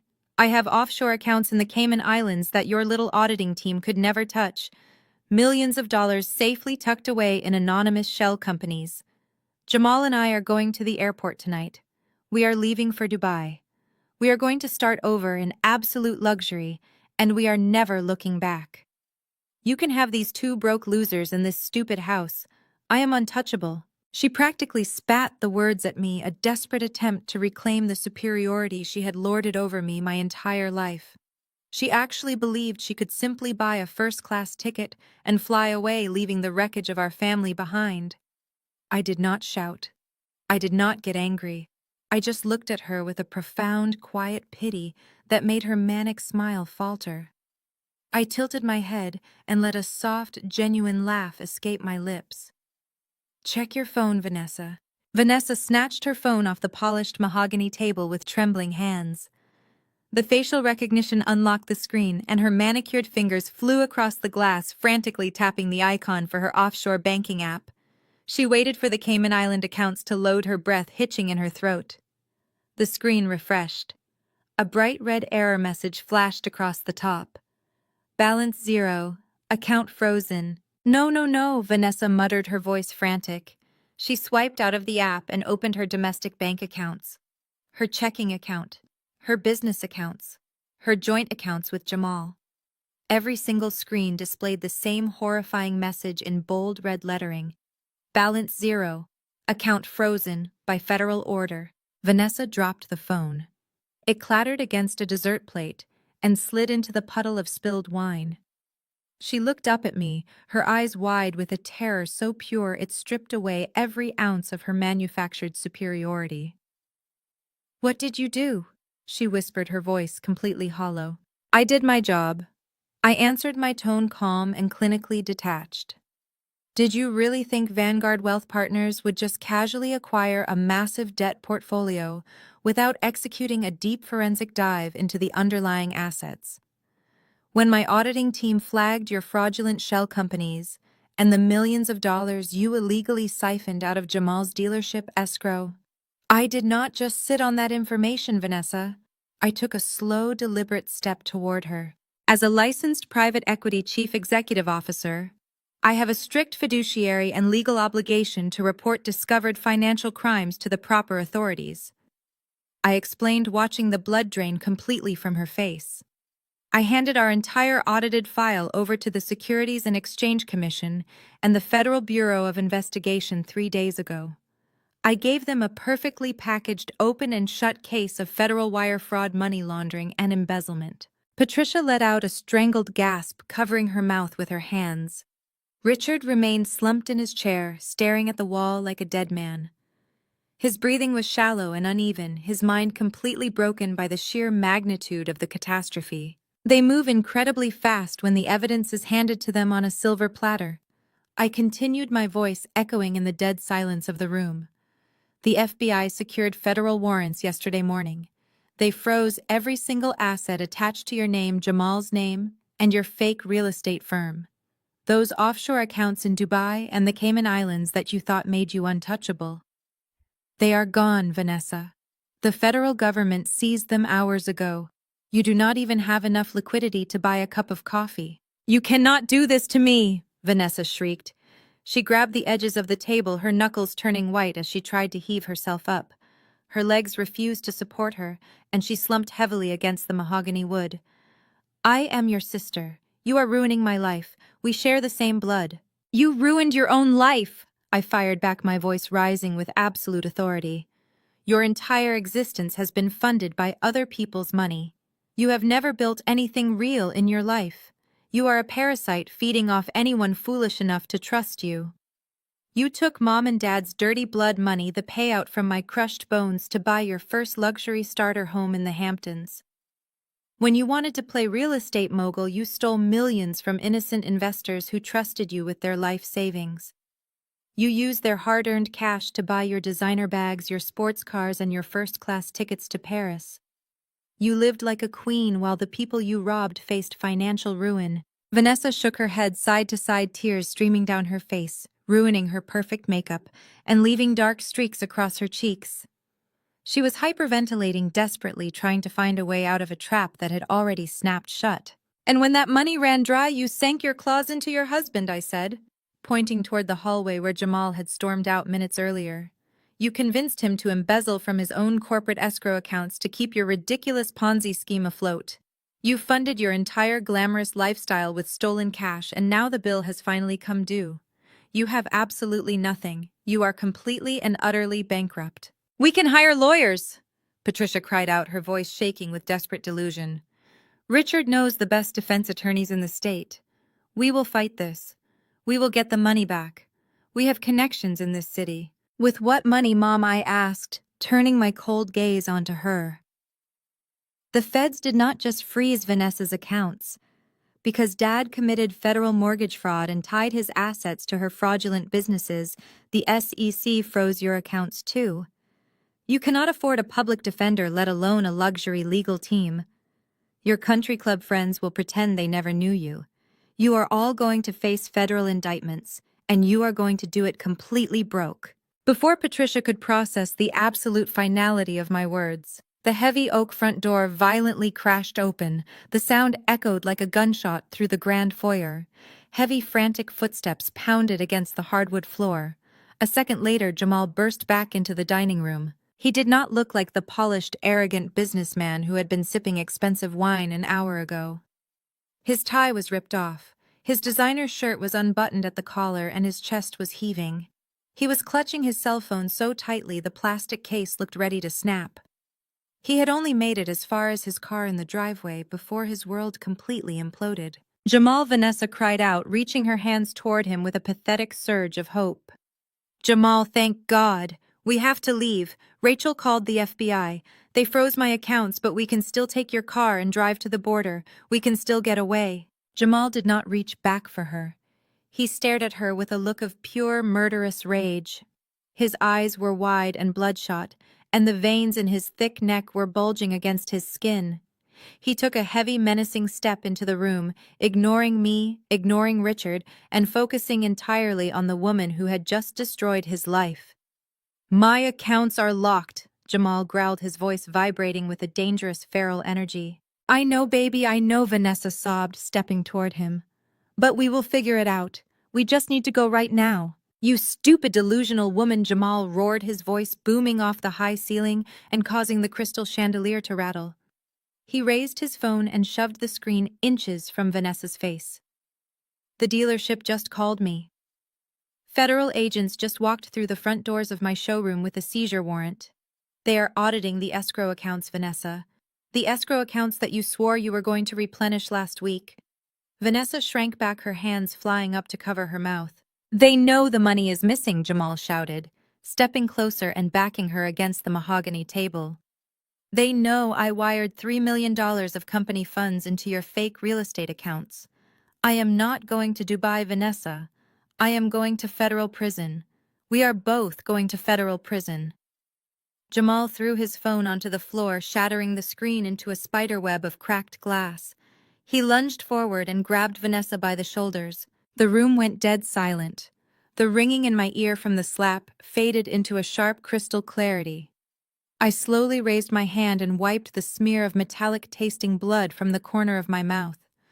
I looked at the bright red stain on my thumb and then shifted my gaze to my mother.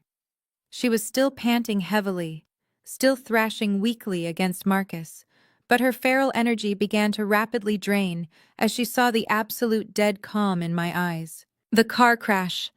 I repeated, my voice dropping to a low, dangerous whisper that seemed to suck the oxygen out of the room.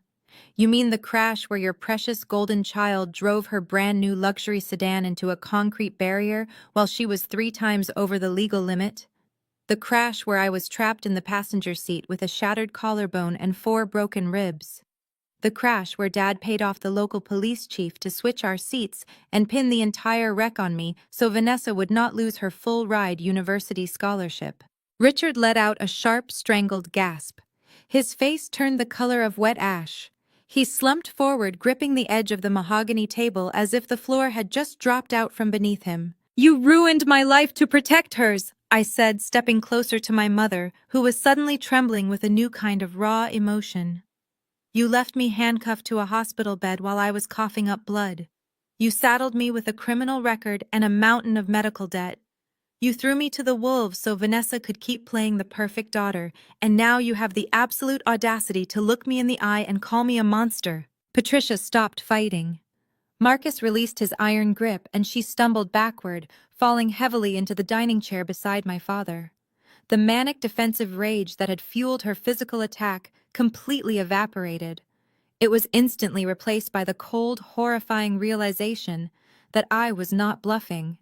The thick manila folders, the yellow highlighted bank transfers, the audited ledgers proving Vanessa was a fraud, it was all entirely real.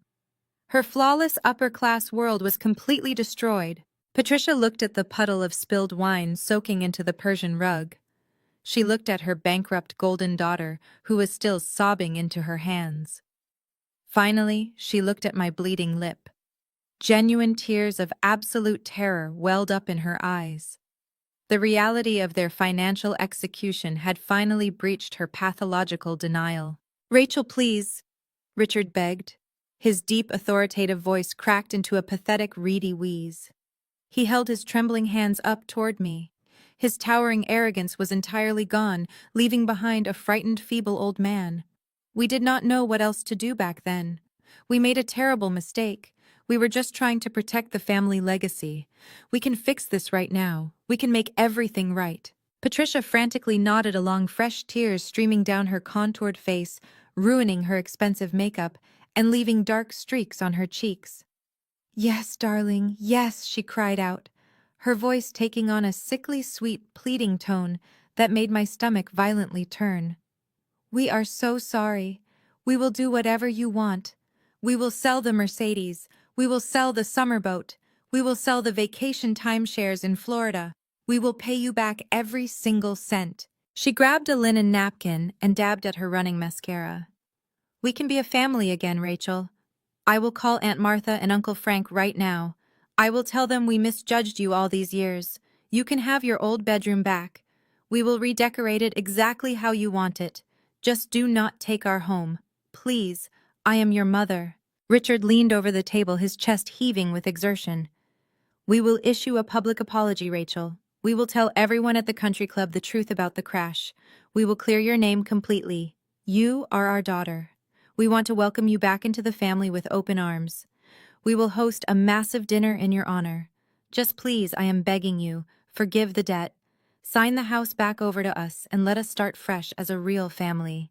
I stood motionless, watching the two people who had destroyed my youth groveling at my feet.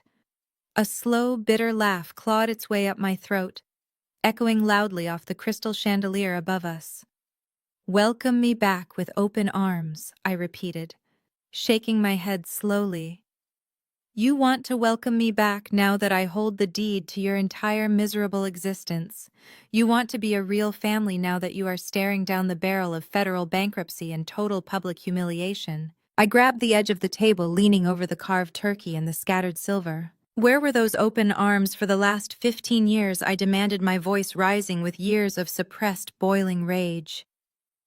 "Where was this desperate need for family when I was 19 years old and facing eviction?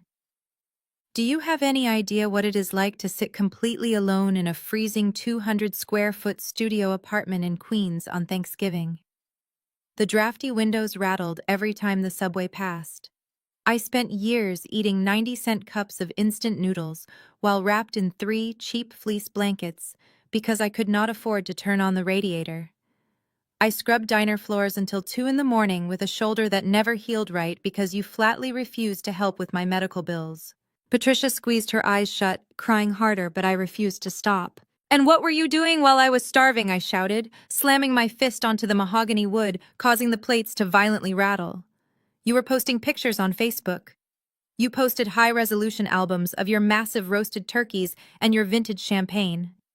I sat in the dark reading the comments you left for your country club friends, claiming I was too busy finding myself to join the family celebration.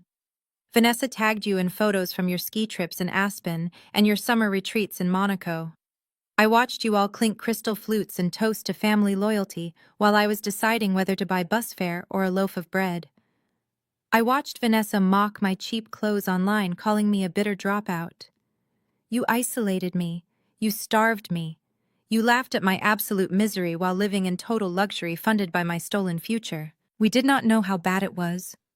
Richard stammered weakly, wiping cold sweat from his forehead. "We thought you needed tough love. We thought you were building character. Rachel, I am an old man. I have a heart condition. The stress of this will kill me. Take the house. Take the cars. Just please let me keep my retirement. Let your mother and I live out our final years in peace." I stared at my father. He really thought this was the end of it. He truly thought losing his precious Beacon Hill mansion was the ultimate punishment. He still had absolutely no idea just how deep I had buried the knife. I walked slowly around the edge of the table until I was standing right beside his chair. The smell of his expensive cologne mixed with the sour, undeniable stench of his terror. I leaned down, bringing my face mere inches from his ear. I kept my voice perfectly level and deadly calm. "You think this is just about the house. Dad, did you ever read the cross-default clause in your pension fund contract?" Marcus moved faster than I thought a man his size possibly could. Before Jamal could even shake her, Marcus locked his massive hands onto Jamal's wrists and violently ripped him away from Vanessa. With a single effortless heave, Marcus threw the former college linebacker backward. Jamal stumbled, completely losing his footing, and crashed hard into the edge of the dining table. The impact tipped the heavy silver platter holding Patricia's prized Christmas turkey. The massive bird slid across the polished mahogany, knocking over crystal goblets and sending a tidal wave of dark gravy splashing onto the imported Persian rug. Vanessa shrieked, scrambling backward in her chair to avoid the mess. She pressed her back against the wall, her chest heaving as she stared at the man she had called her soulmate just an hour ago. Jamal did not even look at the destruction he had just caused.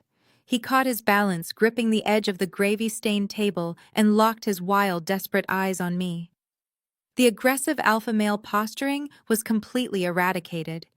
He looked like a cornered animal, realizing the trap was already closed. "Rachel, listen to me," Jamal pleaded, holding both his hands up in a frantic gesture of surrender.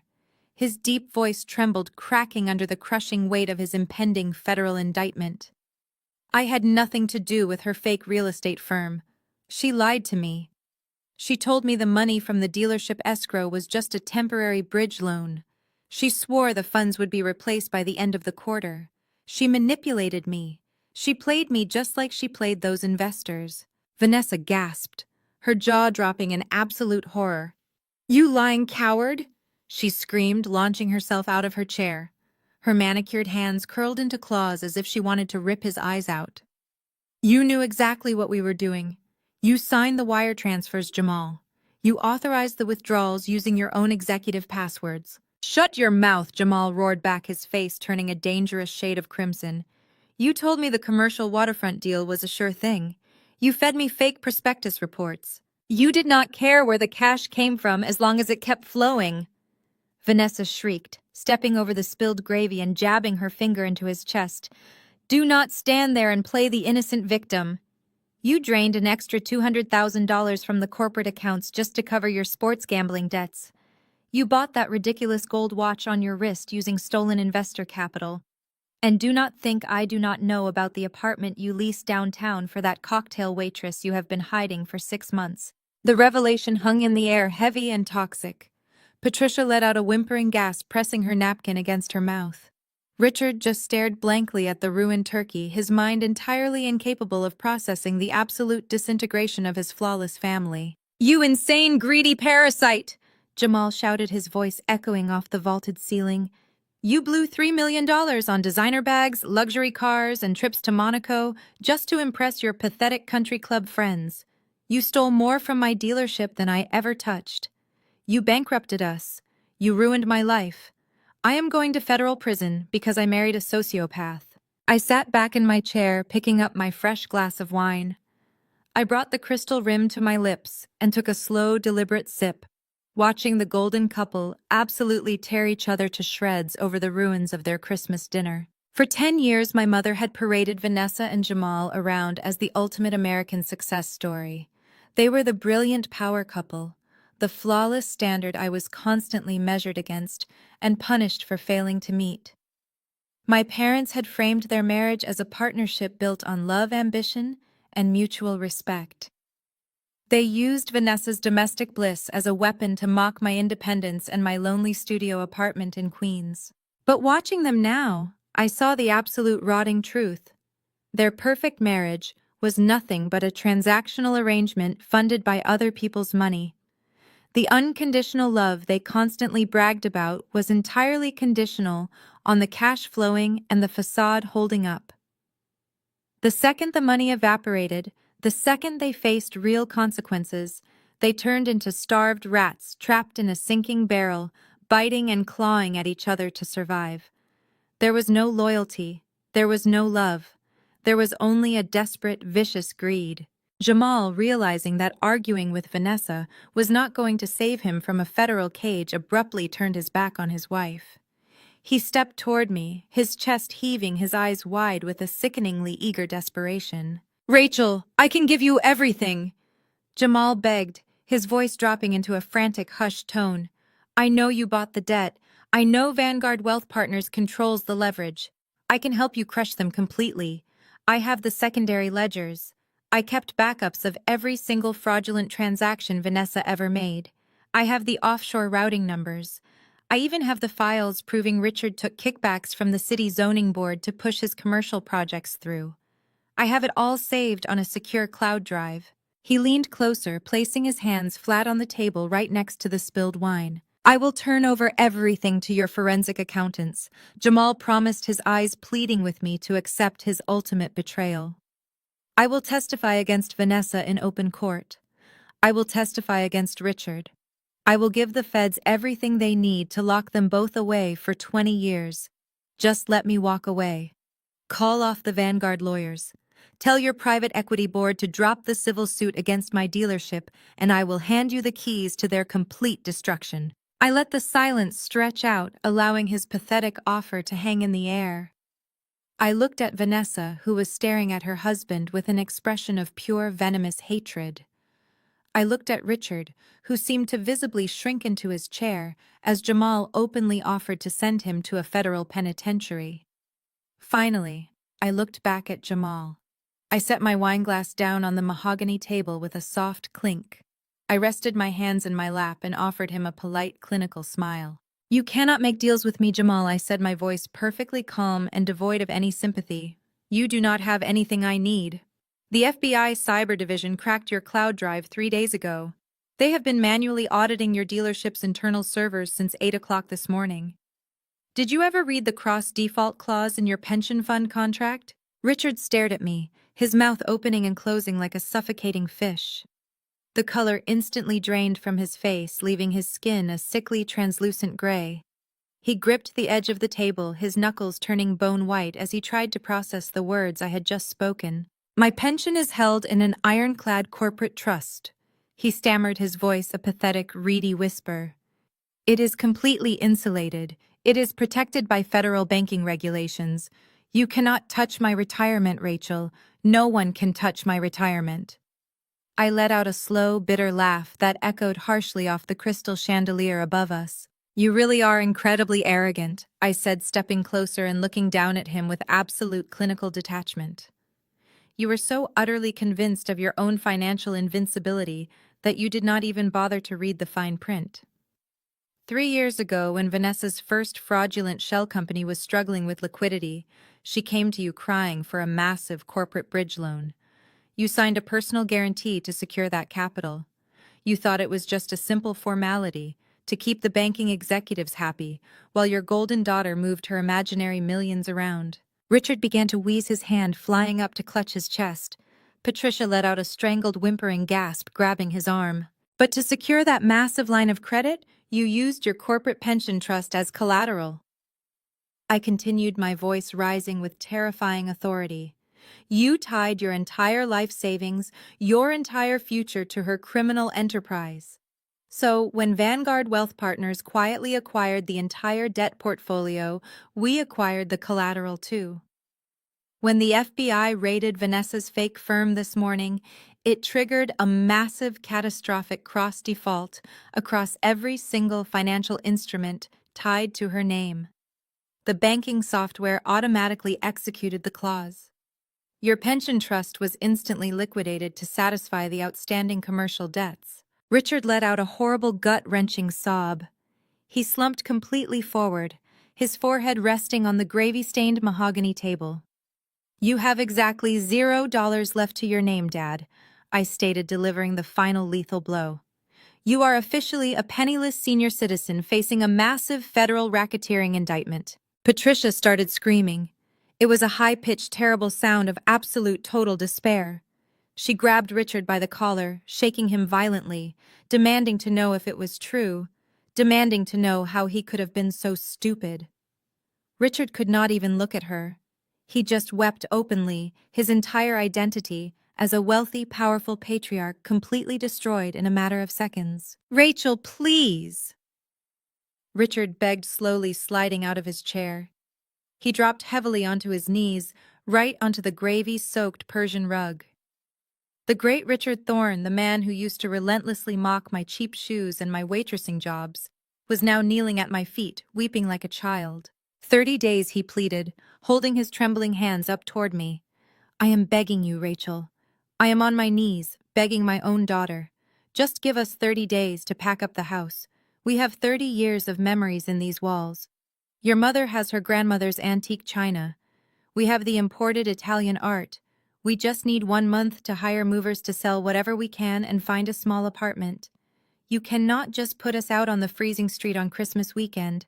We will sign the deed over to Vanguard quietly. We will not fight the foreclosure. Just please let us pack our lives.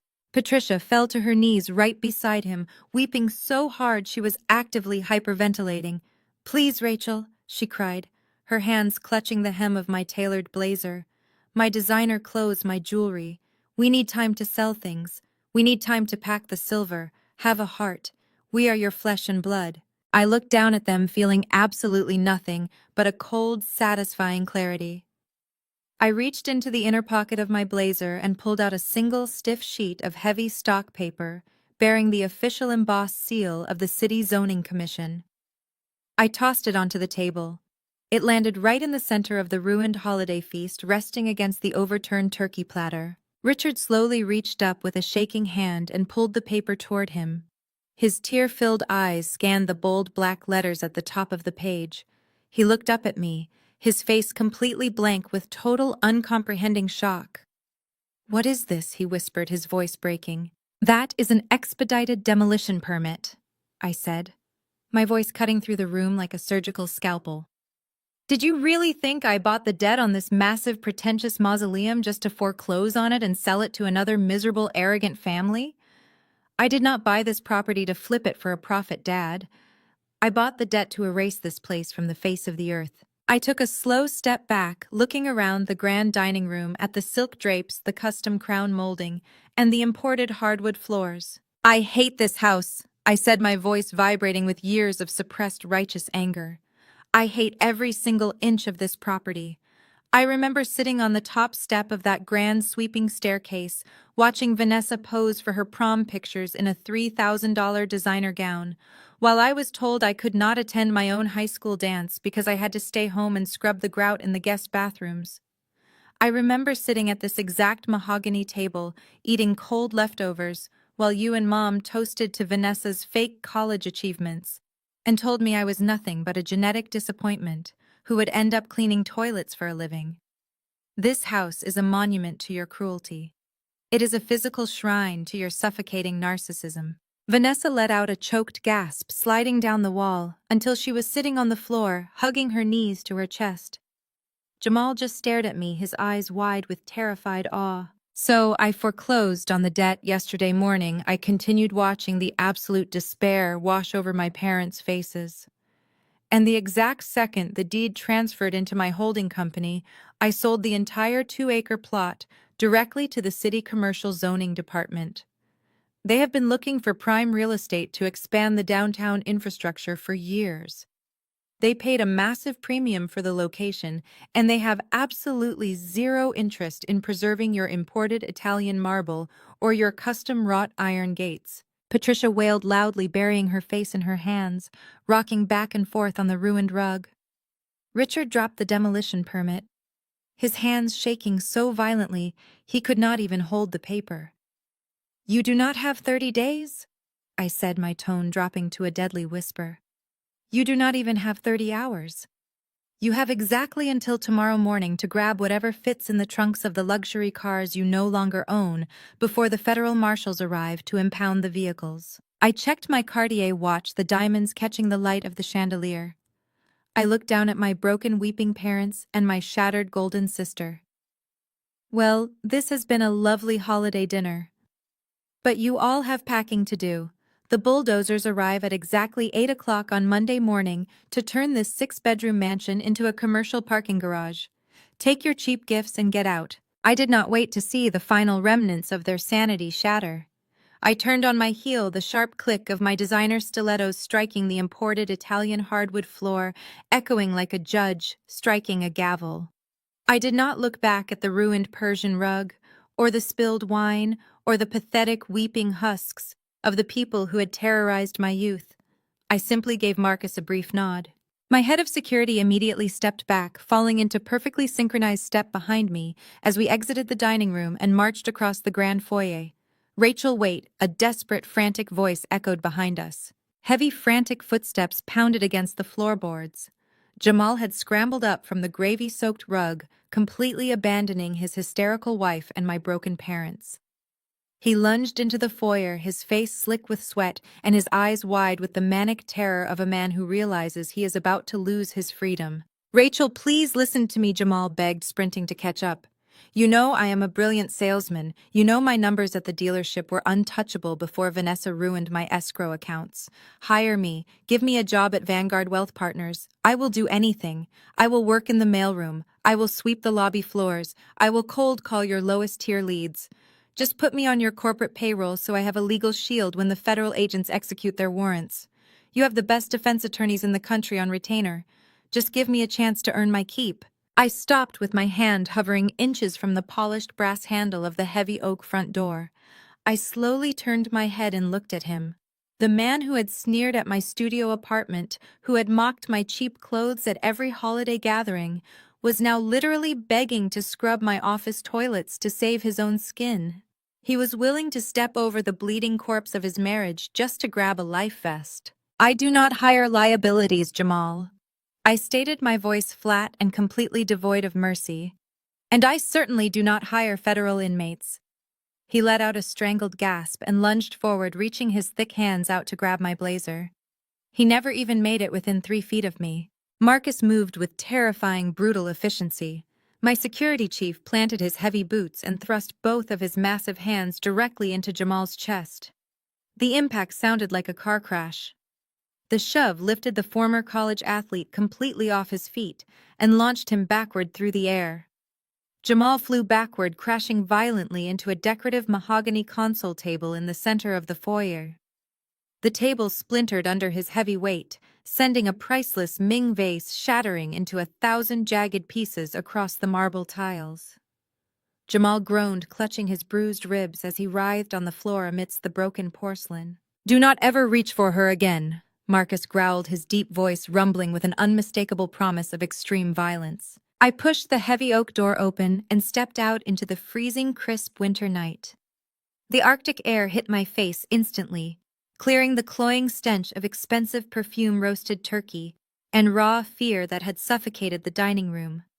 Marcus followed me out, firmly pulling the grand double doors shut behind him with a heavy, definitive thud. The brass latch clicked, locking the monsters inside their own collapsing fortress. My chauffeur-driven Maybach was idling flawlessly at the base of the sweeping circular driveway. The sleek black paint gleamed perfectly under the pale glow of the outdoor security lights. My driver stood at attention, instantly opening the rear passenger door the moment he saw me approaching. Before stepping into the heated, luxurious cabin of the vehicle, I stopped. I stood on the pristine, snow-covered driveway and slowly turned around to look at the massive 6-bedroom Beacon Hill mansion one last time. The majestic brick facade looked exactly as it always had, projecting an aura of untouchable generational wealth and flawless upper-class superiority. But the illusion was completely dead. Even out here in the freezing driveway 50 yards away, the noise bleeding through the thick walls was absolutely deafening. It started with Patricia. Her shrill wailing pierced the night air, sounding like a wounded animal caught in a steel trap. Then Richard joined in, roaring with a furious, broken rage that lacked all of its former aristocratic authority. I could hear the distinct sound of heavy furniture being overturned and glass shattering against the hardwood floors. Vanessa was screaming at the top of her lungs, her voice cracking as she hurled vicious, venomous insults at Jamal. Jamal was shouting right back, his deep voice vibrating with pure hatred, blaming her for his impending federal prison sentence. They were tearing each other to shreds. The unconditional love they had constantly bragged about, the flawless family unity they had used as a bludgeon to beat me down for 15 years, had completely evaporated the exact second the money vanished. Their loyalty was nothing but a fragile transactional illusion. Without their stolen wealth to insulate them, they were instantly reduced to vicious cornered rats turning on each other in the dark. I smiled, feeling a deep, profound warmth spreading through my chest that had absolutely nothing to do with the heated leather seats waiting for me. I had not just taken their money, I had stripped away their masks and forced them to look at the ugly, rotting core of their own existence. I ducked my head and slid into the quiet sanctuary of the Maybach. Marcus climbed into the front passenger seat, and the driver gently closed my door, instantly cutting off the muffled sounds of the screaming match echoing from the mansion. "Take us back to the city," I instructed, my voice calm and perfectly steady. The heavy luxury vehicle glided smoothly down the long driveway, leaving fresh tire tracks in the pristine snow. I leaned my head back against the soft leather headrest, watching the grand wrought iron gates slowly open to let us pass. The property that had haunted my youth, the physical monument to my parents' cruelty, would be a flattened pile of rubble and rebar by Tuesday afternoon. As the Maybach turned onto the main road, smoothly accelerating away from the wealthy neighborhood, my phone abruptly vibrated inside my designer purse. The sudden harsh buzzing shattered the peaceful silence of the cabin. I pulled the device out and looked at the glowing screen. I had 5 missed calls back to back and a new voicemail waiting. The caller identification displayed a restricted number, but I knew exactly who it was. The frantic panic, the desperate need to reclaim control, the sheer terror of facing the real world without a financial safety net was about to begin. I stared at the screen, watching the digital soundwave icon pulse on the display. It was the very first voicemail of what would quickly become a relentless, desperate 6-month barrage. It was the very first voicemail of what would quickly become a relentless, desperate 6-month barrage. Exactly 30 days had passed since that freezing Christmas night in Boston. The transition from the holidays into the brutal dead of winter had been swift and unforgiving. I sat behind the massive slab of polished black marble that served as my desk inside my corner penthouse office. Floor-to-ceiling windows offered a flawless panoramic view of the Manhattan skyline. The financial district hummed with billions of dollars of corporate energy right beneath my feet. My office was perfectly climate-controlled, filled with the subtle scent of expensive leather and fresh espresso. I leaned back in my ergonomic chair, resting my manicured hands on the smooth marble surface, and tapped the speaker icon on my sleek titanium desk phone. The digital audio file clicked open. The sound of howling wind and rattling aluminum immediately filled my pristine corporate sanctuary.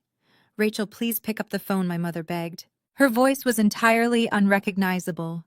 The haughty aristocratic drawl she had spent decades perfecting at country club luncheons and charity galas was completely gone. It had been replaced by a wet, trembling wheeze.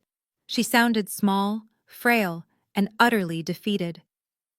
I took a slow sip of my hot espresso, letting the rich, dark roast warm my throat as I listened to the mighty Patricia Thorne completely disintegrate. "Rachel, it is, Mom," she sobbed, her voice cracking as a harsh gust of wind slammed against whatever cheap structure she was hiding inside. "Please tell me you are listening to this. We do not know what else to do. We had to leave Boston. The bank took everything. The federal marshals came and locked the gates. We are living in a decrepit RV park in upstate New York. It is a rusted tin box, Rachel. The floorboards are rotting and the wind comes right through the walls." I stared out at the towering glass skyscrapers of Wall Street, feeling absolutely no pity. I remembered my freezing cinder block apartment in Queens. I remembered wearing 2 winter coats to bed while my mother sipped vintage wine in her heated Beacon Hill mansion. The universe was finally balancing the scales. "We have absolutely nothing left," Patricia cried, her breath hitching in her throat. "Richard went to the bank yesterday to withdraw money for groceries, but his accounts are completely frozen. The tellers looked at him like he was a criminal. We are surviving on his minimum Social Security check. I went to the discount market this morning, and my debit card was declined. I had to put the bread and the canned soup back on the shelf while people stared at me. Rachel, I had to put the bread back." She broke down into heavy, wet sobbing. I simply swiveled my chair slightly, watching a helicopter navigate through the gray winter clouds above the city. "Your father tried to call our friends," Patricia continued, her voice dripping with a pathetic, disbelieving agony. "He called the Harringtons. He called Judge Peterson. He called everyone we have known for 30 years. They blocked our numbers, Rachel. Every single one of them. The country club sent a courier to the RV park yesterday. They did not even have the decency to call us. They sent a hired messenger to physically confiscate our membership pins and deliver a letter banning us from the premises. They treated us like we were infected with a disease. Richard has not spoken a word since the courier left. He just sits in the corner of this freezing trailer, staring at the peeling linoleum. I smiled a cold, hard smile that did not reach my eyes. The unconditional loyalty of the wealthy elite was a myth my parents had worshipped their entire lives. Now they were learning the hard way that their high society friends only loved the money. The second the bank accounts hit zero, the country club doors slammed shut forever. "Rachel, the propane heater is broken," Patricia pleaded, her voice dropping into a desperate raw whisper. "It is 9 degrees outside and we have no heat. I am wearing my only winter coat inside, but I cannot stop shivering. Dad is coughing. He is so cold, Rachel. Please. I know you hate us. I know we made mistakes. But we are freezing. Just wire us $200. Just enough to fix the heater and buy some hot food. I am begging you on my hands and knees. Please do not leave us to freeze to death." The voicemail abruptly cut off as her prepaid phone clearly ran out of minutes. The digital automated voice chimed through the speaker announcing the end of the message. I reached out and pressed the delete button without a single fraction of a second of hesitation. I did not feel an ounce of guilt. $200 was the exact amount of money she had casually handed me when she abandoned me to the wolves 15 years ago. She had watched me drown in medical debt and criminal charges with a smile on her face. Now she was trapped in a freezing aluminum box surrounded by the rotting consequences of her own boundless greed. She could freeze. I picked up my tablet to review the quarterly projections for Vanguard Wealth Partners, but a sudden flash of bright red on the massive flat-screen television mounted on my office wall caught my attention. I set the tablet down and reached for the remote, unmuting the live financial news broadcast. The scrolling ticker at the bottom of the screen flashed a breaking news alert in bold white letters across a crimson background. The news anchor sat at his desk, looking incredibly serious, as footage of a federal courthouse began to play on the screen behind him. "We are interrupting our standard market coverage with breaking news out of the federal district court," the anchor announced, his voice crisp and urgent. "A massive federal indictment has just been unsealed this morning, sending shockwaves through the luxury real estate and automotive sectors." The screen switched from the anchor to raw, shaky footage taken outside a federal building. Two black, unmarked sport utility vehicles were parked at the curb, surrounded by a swarm of aggressive paparazzi and local news cameras. Federal agents from the Federal Bureau of Investigation Cybercrimes and Financial Fraud Divisions have officially executed arrest warrants for a high-profile married couple. The anchor continued as the camera zoomed in on the heavy glass doors of the courthouse. The doors swung open. A team of heavily armed federal agents marched out into the freezing winter air. Walking between the agents wearing matching bright orange standard-issue prison jumpsuits were Jamal and Vanessa. Their wrists were heavily shackled in thick steel handcuffs. A heavy metal chain wrapped around their waists, linking their wrists to their midsections. Vanessa looked absolutely terrifying. Her perfectly dyed blonde hair was a matted, greasy mess, hanging in tangled clumps in front of her face. She was devoid of all her expensive makeup, exposing the deep, dark, exhausted circles under her eyes. She kept her head down, trying to hide her face from the flashing cameras, as the federal agents aggressively marched her toward the waiting vehicles. Jamal looked entirely broken. His massive muscular frame seemed to have physically deflated inside the bright orange jumpsuit.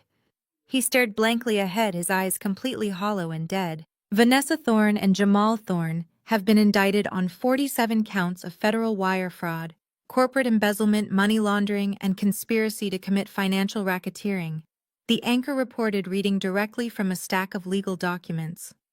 Prosecutors allege the couple orchestrated a massive multi-million-dollar Ponzi scheme utilizing a fraudulent real estate firm and illegally siphoning capital from automotive corporate escrow accounts.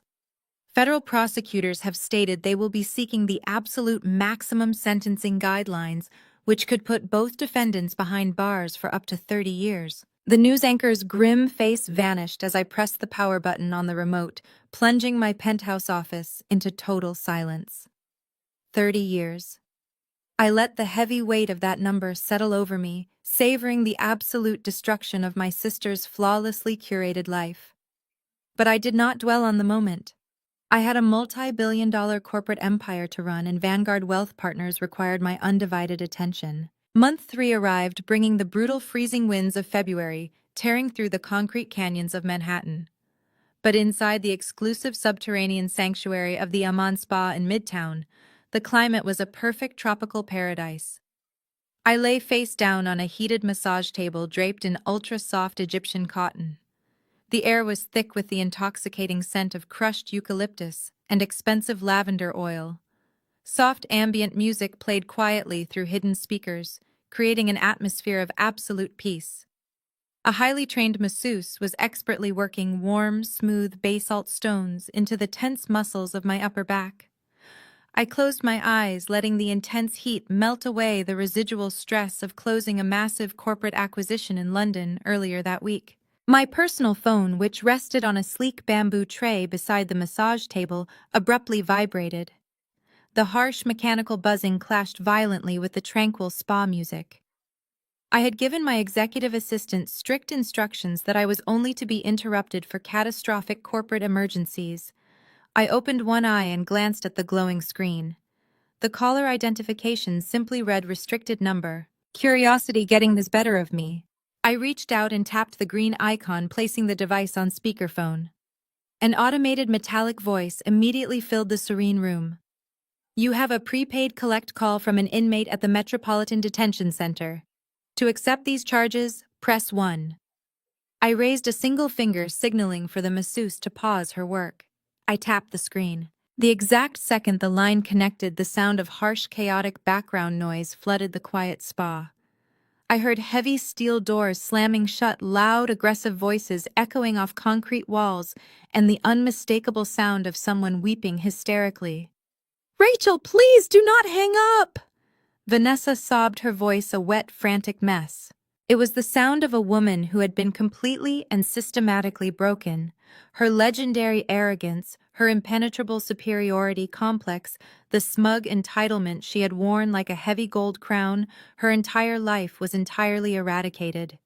She did not sound like the golden child of the Thorne family anymore. She sounded like a terrified, desperate animal backed into a dark corner. "Rachel, please, you have to listen to me," Vanessa begged, her breath hitching wildly as she choked on her own tears. "I have been in this holding block for over 60 days. It is an absolute nightmare. It is freezing and dangerous, and the women in here terrify me. They treat us like caged dogs. The food is rotting. The guards are brutal, and I have not slept more than an hour a night since they locked me in this awful place. I am losing my mind, Rachel. I am so unbelievably scared." I rested my chin on my folded hands, feeling the warm, smooth stone radiating soothing heat into my spine. I did not say a single word. I simply let her drown in her own panic. "Jamal betrayed me," Vanessa wailed, the sheer desperation making her voice crack and splinter. "He turned state's evidence. The exact second they put him in a federal interrogation room, he completely folded. He gave the prosecutors everything. He handed over the secondary commercial ledgers. He gave them the offshore routing numbers. He even turned over the encrypted emails where I explicitly authorized the fake corporate bridge loans. He threw me straight under the bus to save his own pathetic skin." She let out a ragged, horrifying sob that rattled the speaker on my phone. "He took a plea deal for 30 months in a minimum security camp," she cried. "A country club prison for white-collar criminals. They are offering him a walk in the park, while the prosecutors are threatening me with 15 years in a maximum security federal penitentiary. They want to make an example out of me to scare off other fraudulent investors. He ruined my life, Rachel. He sold me out." I smiled, letting out a slow, silent breath. Jamal had done exactly what he had promised to do on Christmas night. He had turned over the keys to her complete destruction. The golden couple, the flawless American success story, had eaten each other alive just to survive the winter. "I need bail money, Rachel," Vanessa pleaded, her voice dropping into a desperate, begging whisper.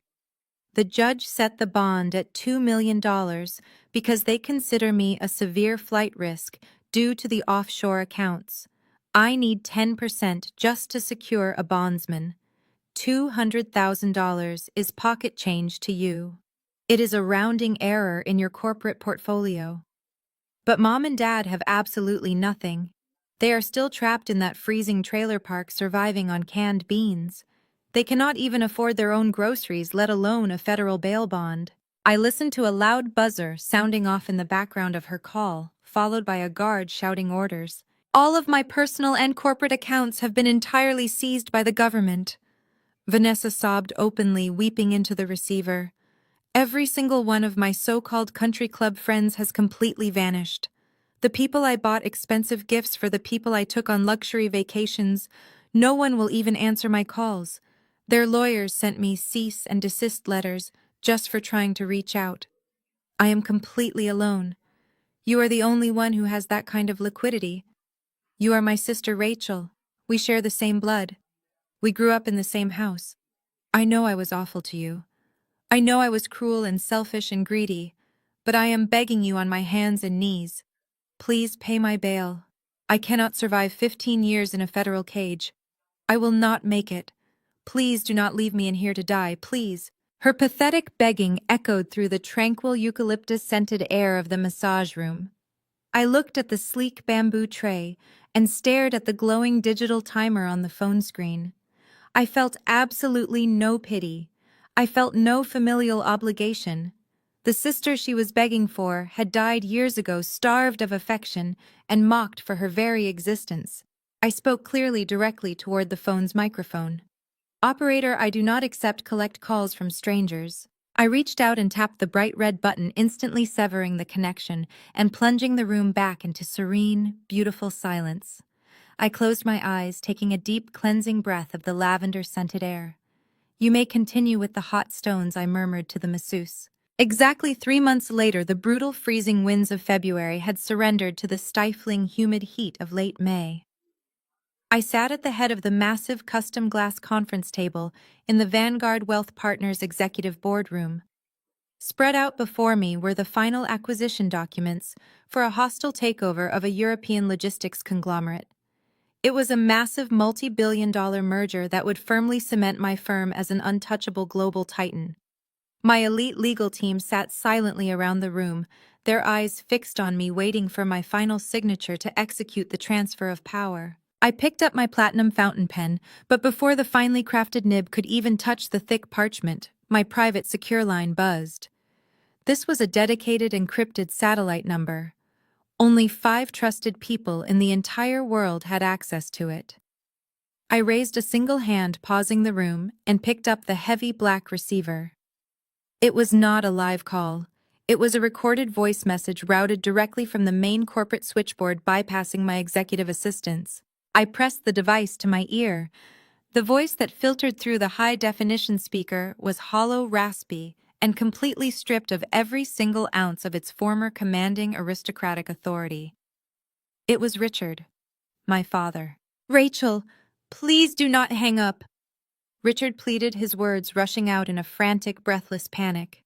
I know you hate the sound of my voice. I know you have blocked every other number your mother and I have tried to use.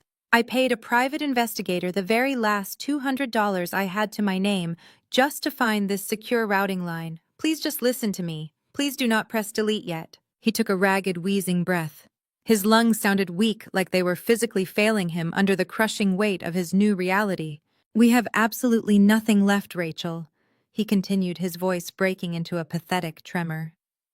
The federal prosecutors seized the trailer park property yesterday morning to liquidate the land for Vanessa's restitution fund. Patricia and I are living in a weekly highway motel off the interstate, and we cannot afford next week's rent. Vanessa was officially sentenced to 14 years. They transferred her to a maximum security facility in Texas last night. Jamal got exactly what he wanted. He walked away with a slap on the wrist in a minimum security camp, while your sister lost her entire life. We are destroyed. I am completely destroyed. I leaned back in my ergonomic leather chair, watching the sunlight glint off the towering glass skyscrapers of the Manhattan Financial District. My facial expression remained entirely blank, a mask of absolute corporate detachment. And then came the words. The exact sequence of words I had spent my entire childhood desperately starving to hear. I was wrong, Rachel. Richard confessed, his voice dropping into a raw, agonizing whisper. Your mother and I were entirely, completely wrong about you. We spent decades pouring all our love, all our resources, all our blind faith into Vanessa because she looked the part, because she fit the country club aesthetic. We thought she was the golden child, but she was a parasite. She was a greedy, sociopathic parasite who drained us dry and fed us to the wolves without a second thought. You were the smart one. You were always the smart one. You had the drive, the brilliance, the sheer, untouchable resilience that I always claimed to value. I see it now. You are the only true success story this family ever produced. You are the better daughter. You are a titan. I should have backed you. I should have loved you the way you deserved. He started crying. It was not the angry, resentful weeping of a cornered narcissist facing a temporary setback. It was the pathetic whimpering of a broken old man staring directly into the abyss of his own mortality. I am begging you, Rachel, he sobbed openly, holding nothing back. I am an old sick man and your mother is falling apart. We have no food. We have no future. Please, just give me 5 minutes. Let me buy you a cup of coffee. Let us sit down and look at each other. Just 5 minutes to see if we can be a family again. To see if you can find it in your absolute boundless heart to forgive an arrogant fool who backed the wrong horse. I love you, Rachel. I have always loved you. Please call me back. The message ended with a soft digital click. I slowly lowered the phone, placing it face down on the glass table. I looked out the massive windows at the sprawling, endless expanse of the city below me. For 35 years, I had obsessively imagined what this exact moment would feel like. I had dreamed of the day my father would finally bow his head, admit his catastrophic failures, and acknowledge that I was the superior child. I thought it would bring me a sense of overwhelming, triumphant euphoria. I thought it would finally heal the deep, agonizing wounds of my childhood and validate every single tear I had ever shed in the dark. But sitting there in my custom-tailored suit holding the keys to a financial empire, I felt absolutely nothing. There was no triumph. There was no lingering anger. There was only a profound clinical clarity. Richard did not love me. He had never loved me. His sudden miraculous revelation about my brilliance and my worth was not born of genuine paternal affection or sudden moral clarity. It was born of absolute sheer survival instinct. He was a drowning man complementing the sleek design of the luxury yacht he was desperately trying to hijack. He did not want to be a family. He wanted a benefactor. He wanted access to the Vanguard corporate accounts so he could upgrade from a cheap highway motel back to his comfortable life of catered meals and imported wine. The only thing Richard Thorne truly regretted was betting his pension on the wrong daughter. If Vanessa had succeeded in her massive fraud, he would still be sitting at his mahogany dining table mocking my existence and drinking expensive scotch. His apology was entirely transactional. I picked the phone back up. The digital screen illuminated, showing the heavy archive of blocked messages, unread texts, and desperate voicemails that had accumulated over the past 6 months.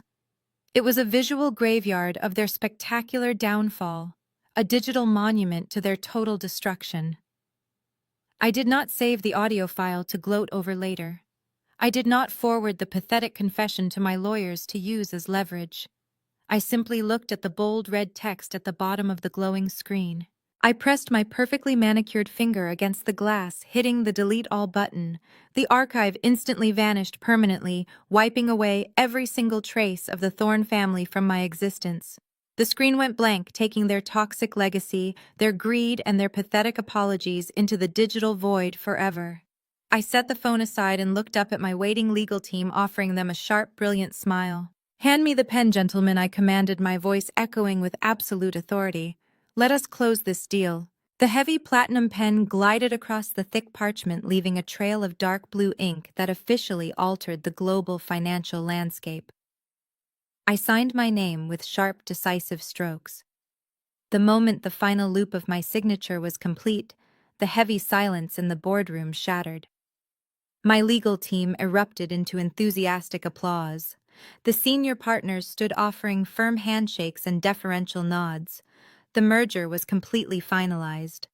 Vanguard Wealth Partners was no longer just a major player in the financial sector. We were the undisputed apex predators. I accepted their congratulations with a practice-composed smile. I watched as they packed their leather briefcases and filed out of the executive suite, leaving me standing alone in the massive glass-walled room. The heavy mahogany doors clicked shut. The silence that settled around me was profound. It was not the cold, terrifying silence of isolation I had known in my freezing Queens apartment all those years ago. It was the rich, warm silence of absolute total control. I turned away from the custom glass table and walked slowly toward the floor-to-ceiling windows. The city sprawled out beneath me, a glittering grid of ambition and power. I looked at my reflection in the glass, and for the first time I addressed you directly. Society beats a very specific, relentless narrative into our heads from the absolute second we are born. We are handed a script and expected to memorize the lines without ever questioning the plot. Blood is thicker than water. Forgive and forget. Family is everything. You only get one mother. You only get one father. We are conditioned by movies, television commercials, and well-meaning friends to believe that biological connection is some sacred, unbreakable covenant. We are told that we must constantly strive to keep the peace. We are told that the holidays are meant for going home. We see the advertisements with the perfectly roasted turkeys and the smiling grandparents passing gifts across a beautifully set table. We are sold this flawless fantasy of unconditional love and unwavering support. But for so many of us, going home does not mean safety. It means walking back into an emotional war zone. It means bracing yourself for the passive-aggressive comments about your career or your relationship status. It means shrinking yourself down into a tiny, manageable box so you do not outshine the golden child. It means swallowing your pride and chewing on your own tongue just to avoid an argument that will inevitably be blamed on you anyway. Nobody ever tells you what to do when your family is the exact thing actively trying to destroy you. Nobody hands you a manual on how to survive when the people who are biologically wired to protect you are the ones deliberately holding your head under the water. Keeping the peace usually just means silently absorbing their war. It means setting yourself on fire just to keep them warm. For 35 years, I bought into that toxic myth. I let them treat me like an unwanted ghost haunting their pristine Beacon Hill mansion. I let them mock my ambitions, minimize my struggles, and casually discard me the second I became a financial inconvenience. I believed that if I just worked a little harder, became a little smarter, or achieved a little more, they would finally look at me with the same blind adoration they showered on Vanessa. I was wrong. And Richard was wrong too. His pathetic, desperate voicemail was the ultimate proof. Richard and Patricia operated under the deeply flawed delusion that giving me life somehow entitled them to my soul. Vanessa believed that sharing my last name gave her a permanent free pass to treat me like human garbage. They all thought that biological connection was a universal currency that could buy unlimited forgiveness, no matter how severe the abuse. It is not.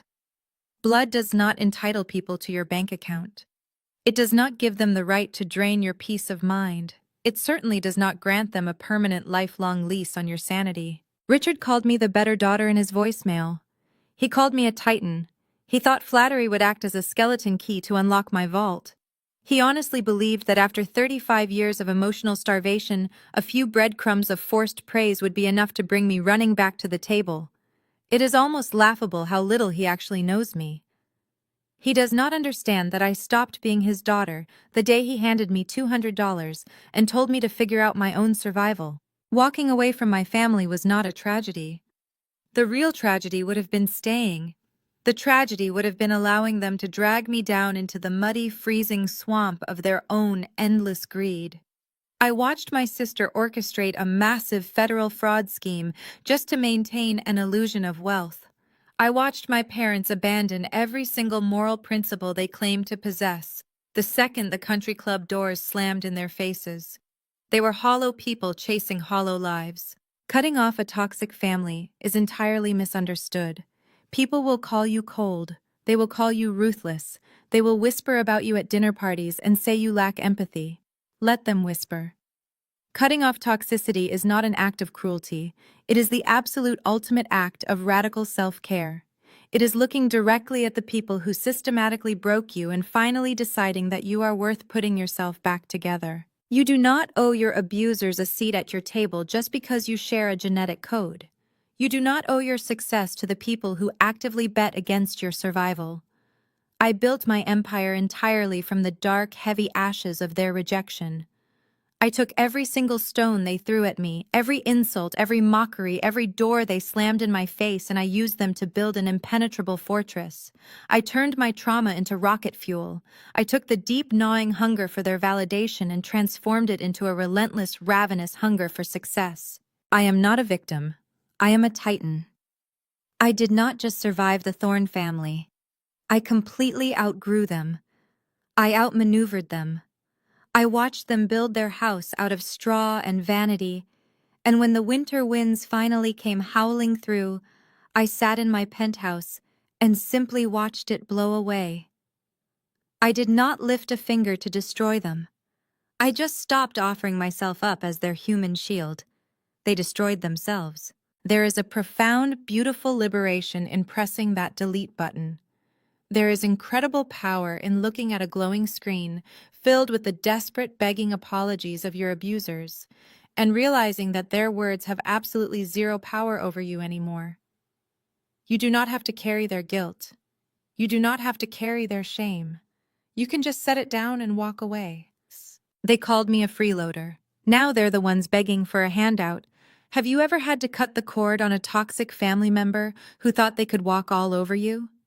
Tell me your story in the comments below, and don't forget to like and subscribe for more stories of taking back your power. The ultimate lesson from Rachel's journey is that biological ties do not grant a free pass for abuse, nor do they entitle anyone to the peace and success you have built with your own hands. Society frequently romanticizes the concept of family, but true independence requires the courage to recognize when those closest to you are actually your greatest destructive force. Walking away from a toxic environment is not an act of cruelty. It is the most profound form of self-preservation. Choose to surround yourself with genuine support rather than obligation. Please share your own stories of overcoming toxic relationships in the comments below.